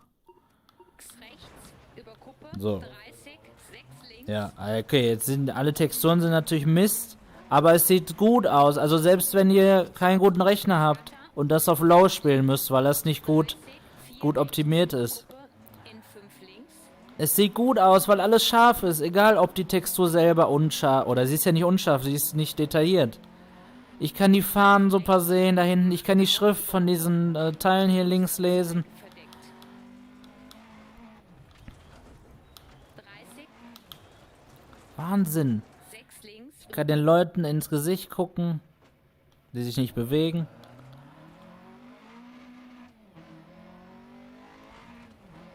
In voll mittig. Wahnsinn. 30. 4 links. Macht zu 3. 50. Brücke Asphalt in 3 rechts. Macht zu. Das ist top. 30. Also jegliche Rennsimulation oder generell zu 2. die beste Brille. Denkt nicht über die Quest nach. 30. Um sowas nur spielen zu können. Wenn ihr beides haben wollt und nicht so viel Geld ausgeben wollt, dann ja. 50. Aber wenn ihr sagt, ich investiere in 2 Brillen Voll mittig. oder mir ist Sim vor allem wichtig, dann die G2 unbedingt. Unglaublich sieht das aus.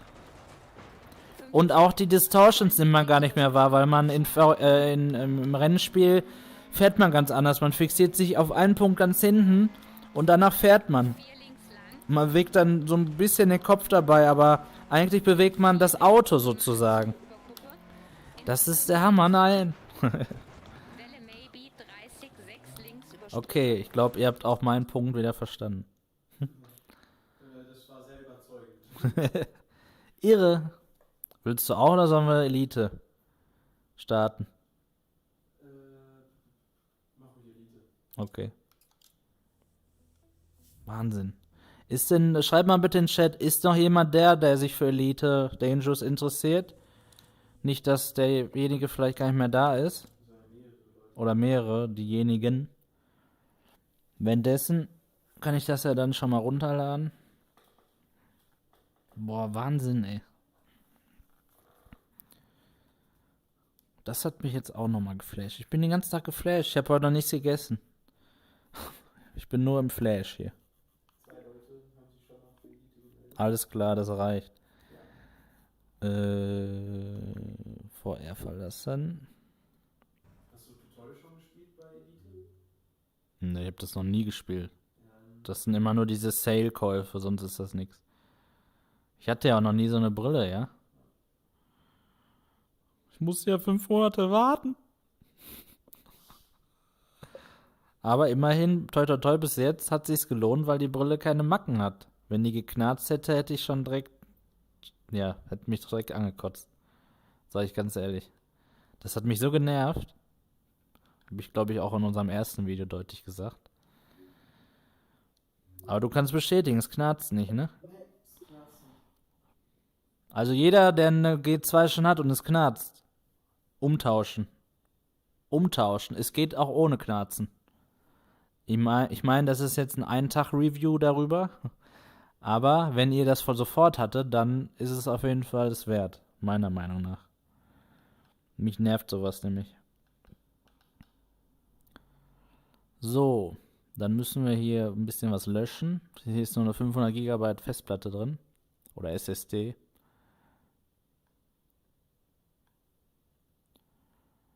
Deinstallieren. Ach, warum ist das denn immer so über beide Bildschirme?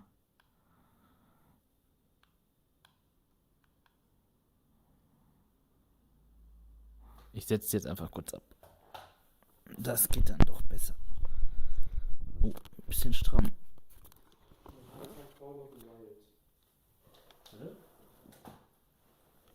Ultima 17 hat gerade geschrieben, ob jemand mal sowas wie The Hunter Call of the Wild getestet hat. Nee, was ist das für ein Spiel? Das habe ich auch noch nicht gehört bis jetzt. Also ich habe es schon mal irgendwo gelesen. Ups, sind das meine oder deine? Meine, ne? Das müssten deine sein, weil Echt? Du hast das schon mal gelesen? ich habe das Spiel schon mal irgendwo gelesen, aber ich habe mich nicht darüber informiert. Ja, das ist nicht meine. Da habe ich einfach voll gegen die Wand gehauen. Ach so, jo, sehe ich.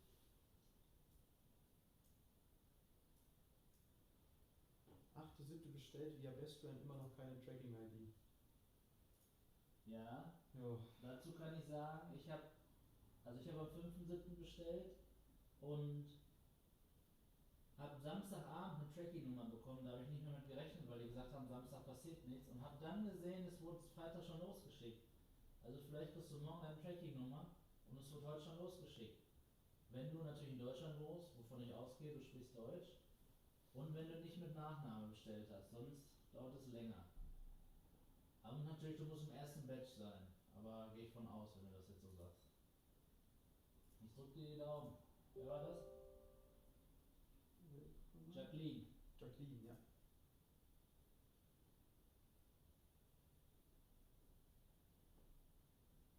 Ja, gerne, Jacqueline. Ich habe bei Alternate bestellt. Wann eigentlich? Oktober. Und welche? An deinem Geburtstag sogar. Auch noch, oder? 18. Nein. Mein Geburtstag doch nicht. Ach, du meinst, weil das der Tag danach war? Ja. Ah, wir haben ja reingefeiert. Ja, stimmt. Im kleinen Kreis natürlich. Nur im Familienkreis, die sich regelmäßig sehen. Macht euch keinen Kopf. So. Dicke Fete. 150 Leute.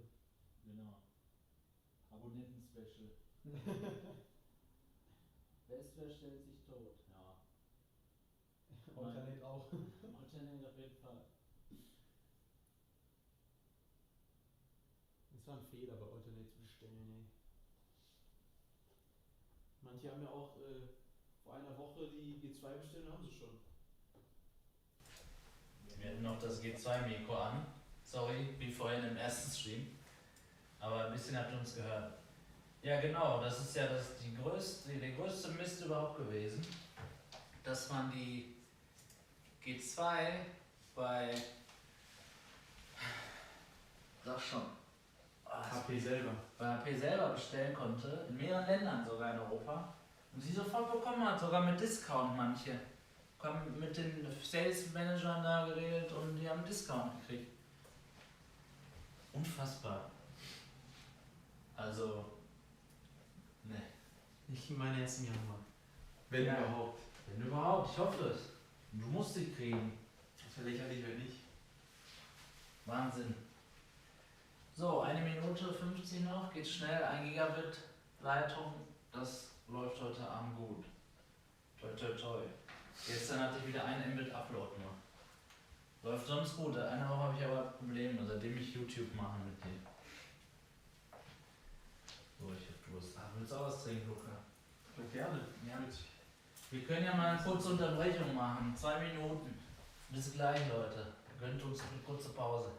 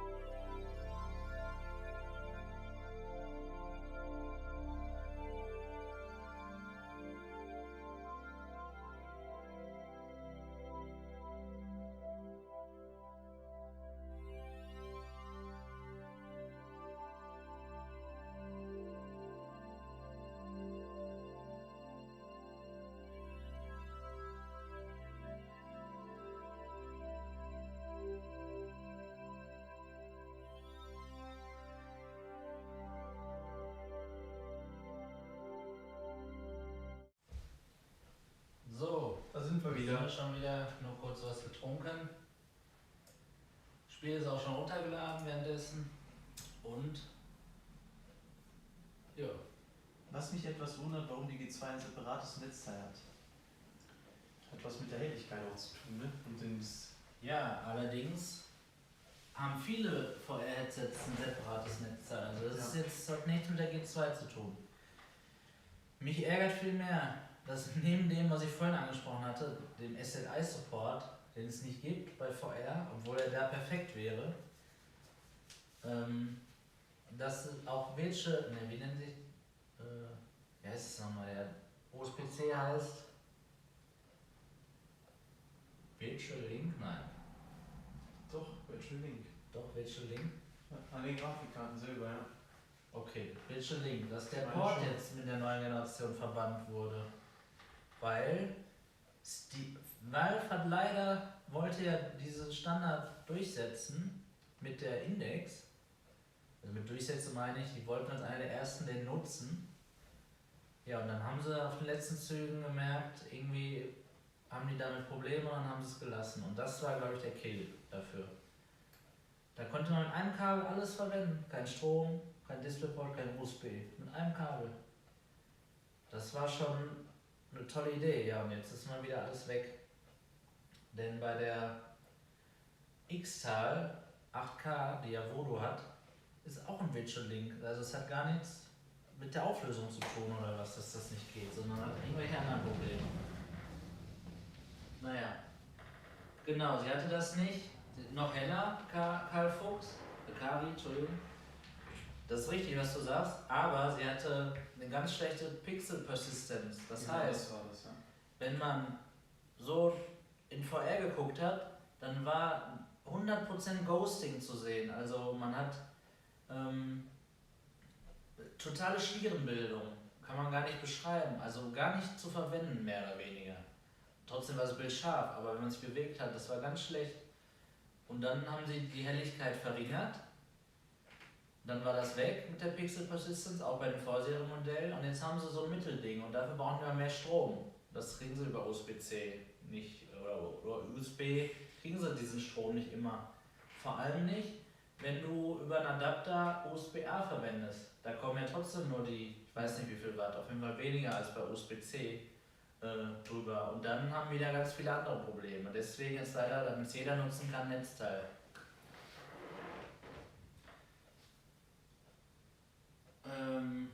Die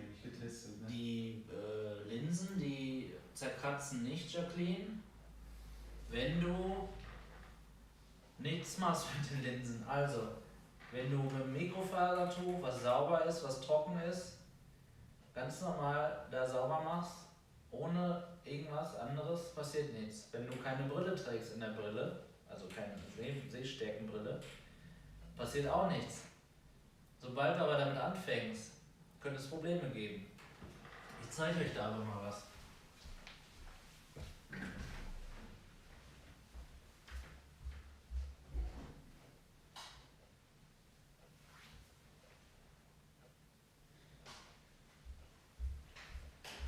Du solltest nicht riskieren.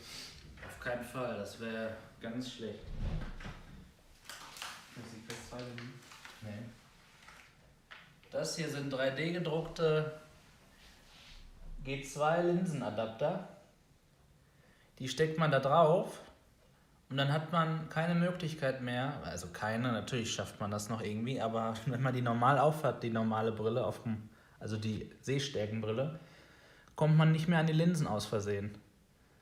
Falls man eben die Brille überhaupt unter die Brille kriegt. Also ich meine, ja. Ich habe halt eine relativ schmale Brille, ne? Ich weiß nicht, deine ist ja glaube ich ein Tick. Meine ist breiter. Meine ist Aber breiter. das testen wir heute auf gar keinen Fall, auch nicht hiermit. Kann nur schief gehen heute Abend.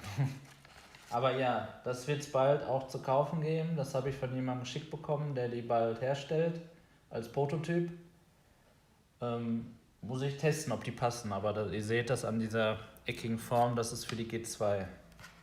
Und er hat die eben nicht, die G2. Deswegen schickt er mir ein paar Samples jetzt, damit ich das testen kann. Okay. So, Elite. Elite.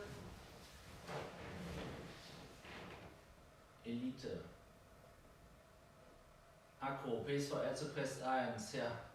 PSVR ist aber auch einfach, also,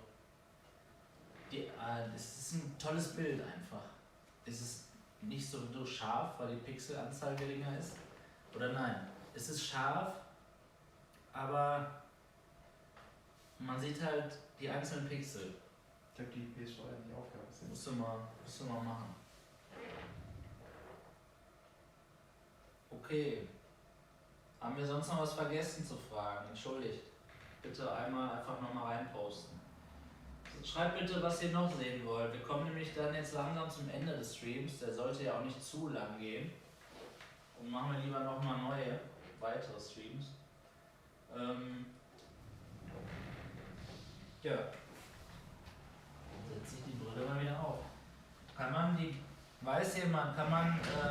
Elite Dangerous mit den VR-Controllern spielen? Also ich habe mit Xbox Controller habe ich das gespielt. Das kann man auch flat spielen, ne? Mhm. Aber du hast Ich habe es auch auf VR gespielt, ja. Okay. Ich habe den jetzt mal weggestellt, den Stuhl, weil das mit dem Kabel so doof ist irgendwie. Population 1. Nee, das haben wir leider noch nicht. Das hat andere Gründe, warum wir es noch nicht haben. Aber wir können gerne Contractors. Das spielst du gleich mal. Das ist mega gut. Das habe ich schon gespielt, da kannst du gleich alleine noch spielen. Flight Feedback, ja, genau. Können wir noch mal zu dem Tracking was sagen, ne? King Cornsey und sowas. Stimmt. Genau, dann als Abschluss machen wir gleich Contractors, Tracking Test, HP Reverb G2. Genau.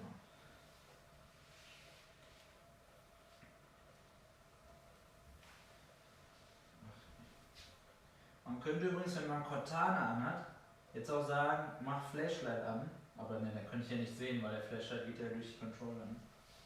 Aber vielleicht sehe ich ja dann trotzdem, wo sie sind. Flashlight. So. Eigentlich Hotas im Notfall Controller. Okay. Ich habe es auch mit Controller gespielt. Ja gut, mit Hotas können wir nicht dienen, da sind wir auch zu wenig Fan davon. Ich habe noch einen ganz alten. Du hast einen Hotas, ey. Mhm. Aber er ist uralt. Ich glaube, mein Papa hat früher damit Racing-Spiele gespielt. Aha. Irgendwie mein rechter Controller geht nicht. Obwohl er an ist.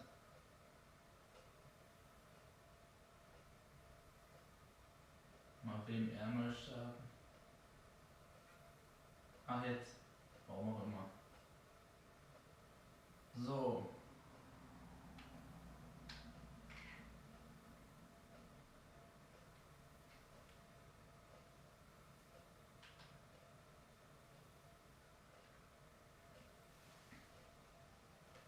Die Animation ist richtig geil. Ja. Wir haben es schon so oft gesagt, das ist aber einfach so. So, erster Start, was haben Achso, wir? du musst einen Account machen. Wie ein Account. Fällt mir gerade ein. Kann ich nicht offline spielen? Was hasse ich hier, ja? Hier hat sich jetzt ein Launcher geöffnet. Ah. Ja, macht bestehend. Ich habe doch einen. Ist die Tastatur angeschlossen? Ja. Boah, jetzt natürlich die Soll man Frage. deine E-Mail-Adresse sehen? Achso, Sieht man die überhaupt? ja, sieht man, glaube ich. Warte. Jetzt sieht man sie nicht mehr.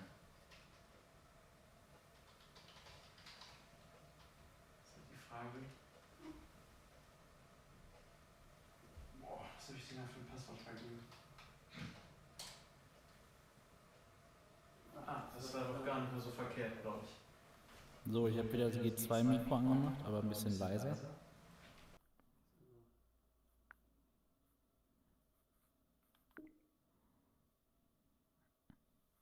Oh, sorry, Luca, man hat deine E-Mail-Adresse gesehen. Schreibt uns Fanpost. Ich muss einmal auf Verifizierungscode gehen. Du oder ich? Ich kann mal die Maus bewegen. Ja.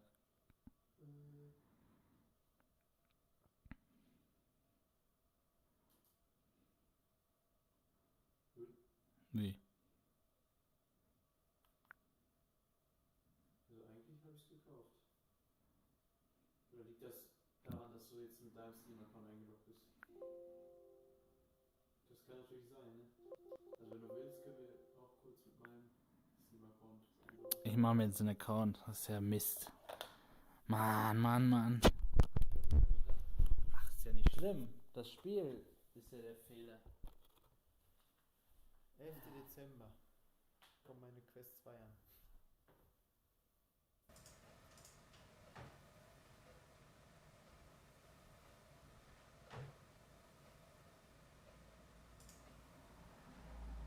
Ich möchte wieder. Ja, neuen Account.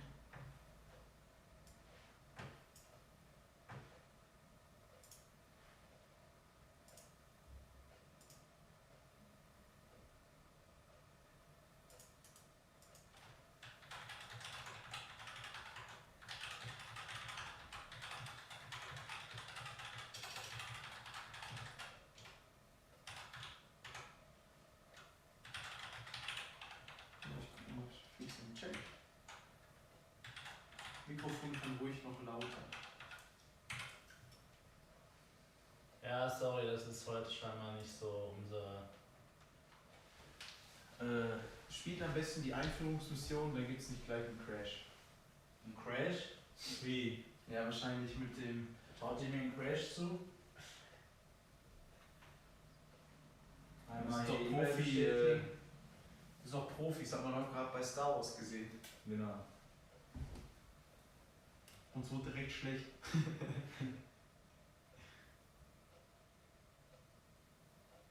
Ja, egal wie schnell wir was testen wollen, wir stößen immer auf Hürden hier. Klick hier, Verifizierung. Ja, so ist das. Ist halt live. Genau. Und spontan auf Wünsche eingehen ist halt nun mal... Ja, dafür müssen wir nicht schneiden. Das ist nämlich sehr aufwendig, muss man sagen. Dagegen.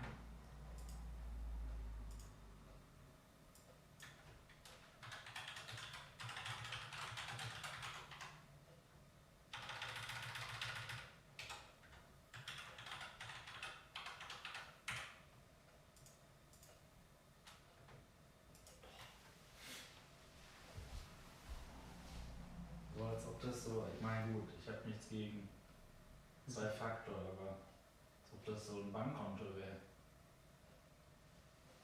Ja, wer weiß, vielleicht ist der Account so wertvoll irgendwann.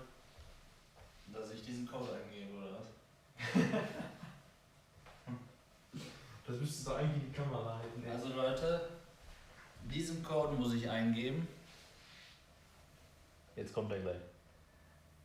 Seht ihr?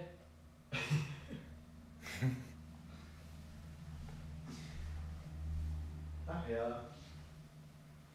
Ey, was ist das denn jetzt? Kannst du nochmal schicken?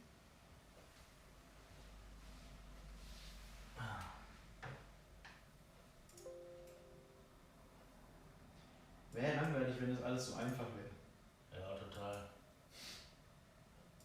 So.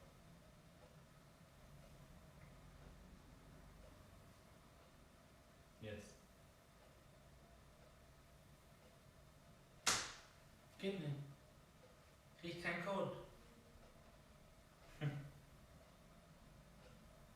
Ich kann mal hier auf der Uhr gucken. In Mail vielleicht.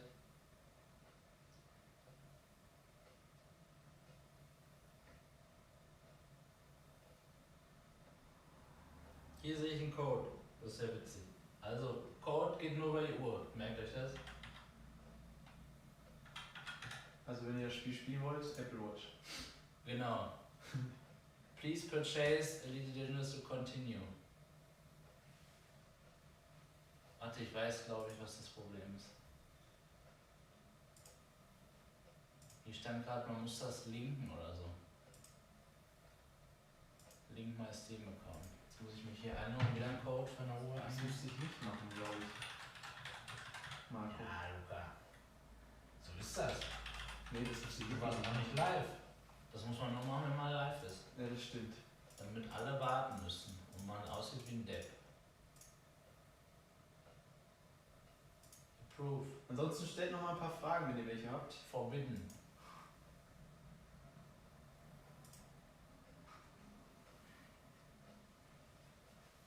So Leute, ich zeige euch jetzt, wie es weitergeht. Internal Server Error. Ja, ich glaube, wir machen gleich nach dem Stream eine Liste mit Sachen, die ihr geschrieben habt, die wir noch machen müssten. Schreibt es gerne jetzt nochmal rein, damit wir es nicht vergessen. Elite Dangerous gehört auch dazu. Wir haben leider gerade als nicht Elite Dangerous Spieler und trotzdem Besitzer des Spiels keine Möglichkeit, es zu starten. Na, Alex schreibt gerade nie. Er schreibt hahaha. Tja. Ja, dann jetzt Contractors und danach Schluss, oder hat jemand noch eine andere Idee? Passt das Stromteil wodurch ein 60 Loch in der Wand? Muss doch ins Zimmer, wo mein Alurik steht. Kann ich messen. 60? Ja, passt es. Das ist vielleicht 3 cm breit oder 4, aber nicht 6. Das brauche ich nicht messen. Ja. bis jetzt noch keine Spielevorschläge. Also ich habe hier so eine Logitech Harmony Fernbedienung.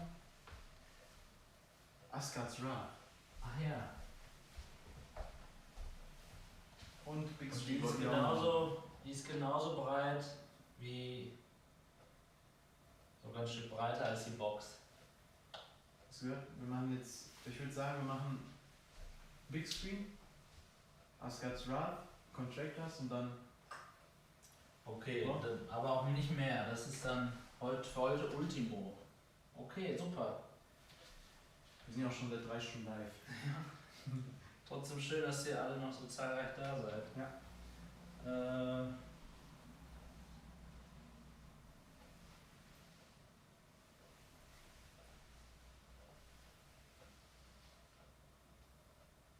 Ja, Moment, dann Sky können wir uns mit auf die Liste schreiben. komm, wir machen direkt eine Liste, sonst vergessen wir das hier. No Man's Sky. Dann Elite Dangerous. Elite Dangerous. Dann dieser Flight Sim. Geilste. Und Asgard's Wrath machen wir gleich noch. Big Screen auch. Auch eine gute Idee, Unknown. Jo, das war's, oder? Okay. Danke für nix. Ja, ach, ich kann nicht mal den Launcher schließen, oder was?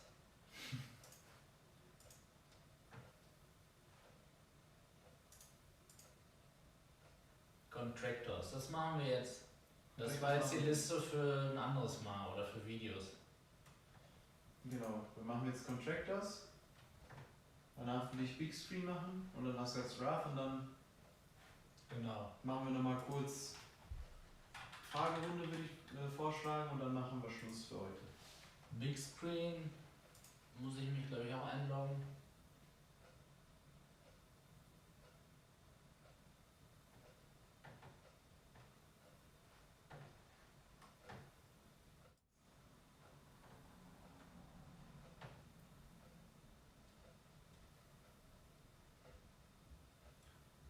So.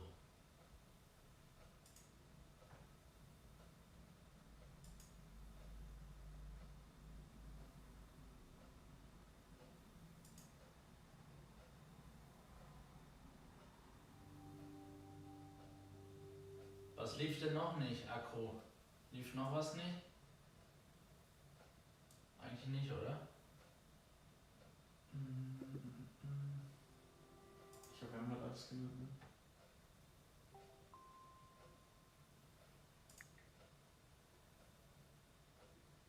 Muss man sich gar nicht einloggen? Ach, bin schon eingeloggt, okay. Boah, da bin ich echt gespannt jetzt, ne? Big Screen ist ja auf der Quest 2 schon richtig beeindruckend, finde ich. Ja.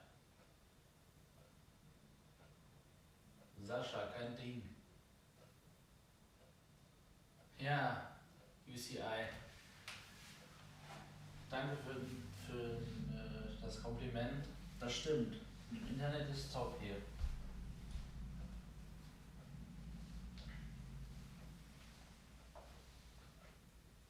So, ich stelle gerade gleich die Sicht um.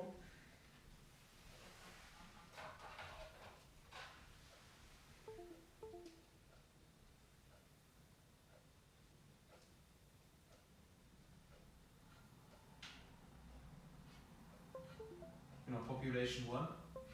Oh ja, Das können wir auch noch mit auf die Liste schreiben. das müssen wir sowieso uns mal angucken. Ja, auf jeden Fall. Battle Royale ist absolut mein Ding. Tja, mal gucken, ob es meins ist. Ich finde es ja gut, dass man im Team spielen kann.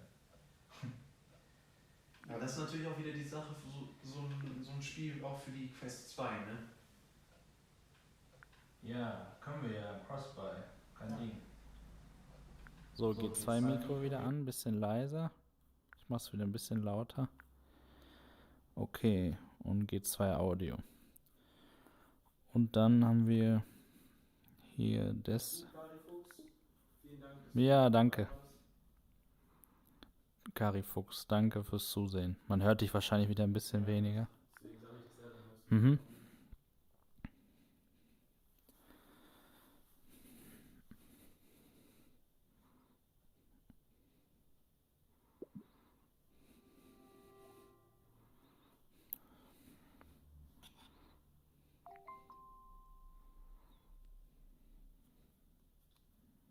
So, ich bin jetzt im Big Screen.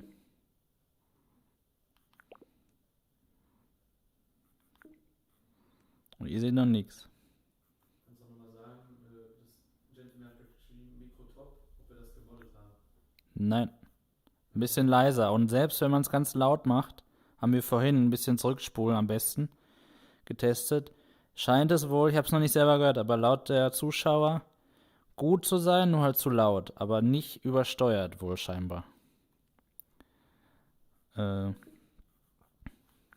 Luca, guck mal OBS. Sieht man? Ich gucke gerade OBS, das sieht so aus, als wäre das Bild ein bisschen nach links verschoben. Weil rechts ist so ein Rahmen. Musst du mal gucken. Achso, das ist normal, das war die ganze Zeit. Alles gut. Achso, das ist mir Mhm. vorher gar nicht aufgefallen. Ja. So, ich bin jetzt im Big Screen. Und wenn ich ehrlich bin, sieht das genauso aus wie in der Quest. Weil es da schon so gut aussieht. Muss ich ehrlich sagen. Ich gucke natürlich jetzt was an, ja. Das ist ja nochmal was anderes. 3D wurde ja. Standalone, genau.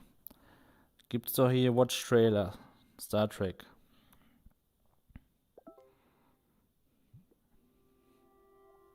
Aber der Sound dürfte jetzt. Der Sound wird natürlich besser sein, ja. So, ich gucke mir jetzt einen Star Trek Trailer an. Irgendwann.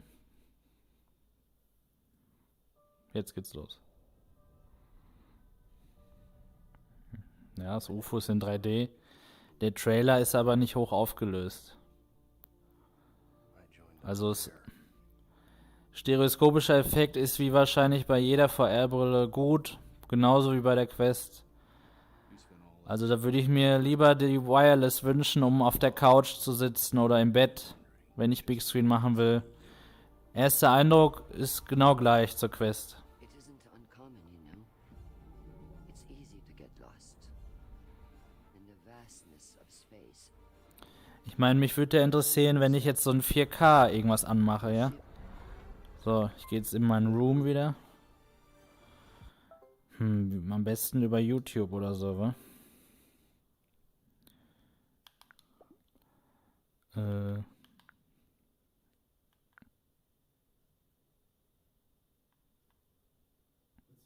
Also, ne.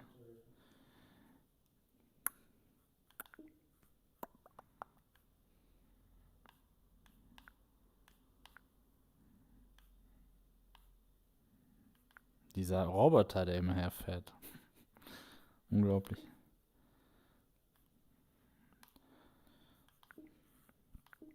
So. Wie geht Tastatur? Ich kann es ja auch einfach in Steam jetzt machen. So gut kenne ich mich noch nicht im Big Screen aus. Im Web suchen. 4K Costa Rica, das ist so ein YouTube-Trailer. Da hat jemand aktuell leckt der Stream etwas, liegt wohl im Download. Aber Welchem Download? es ist gerade kein Download an. Was sieht, Luca, was steht auf dem Laptop?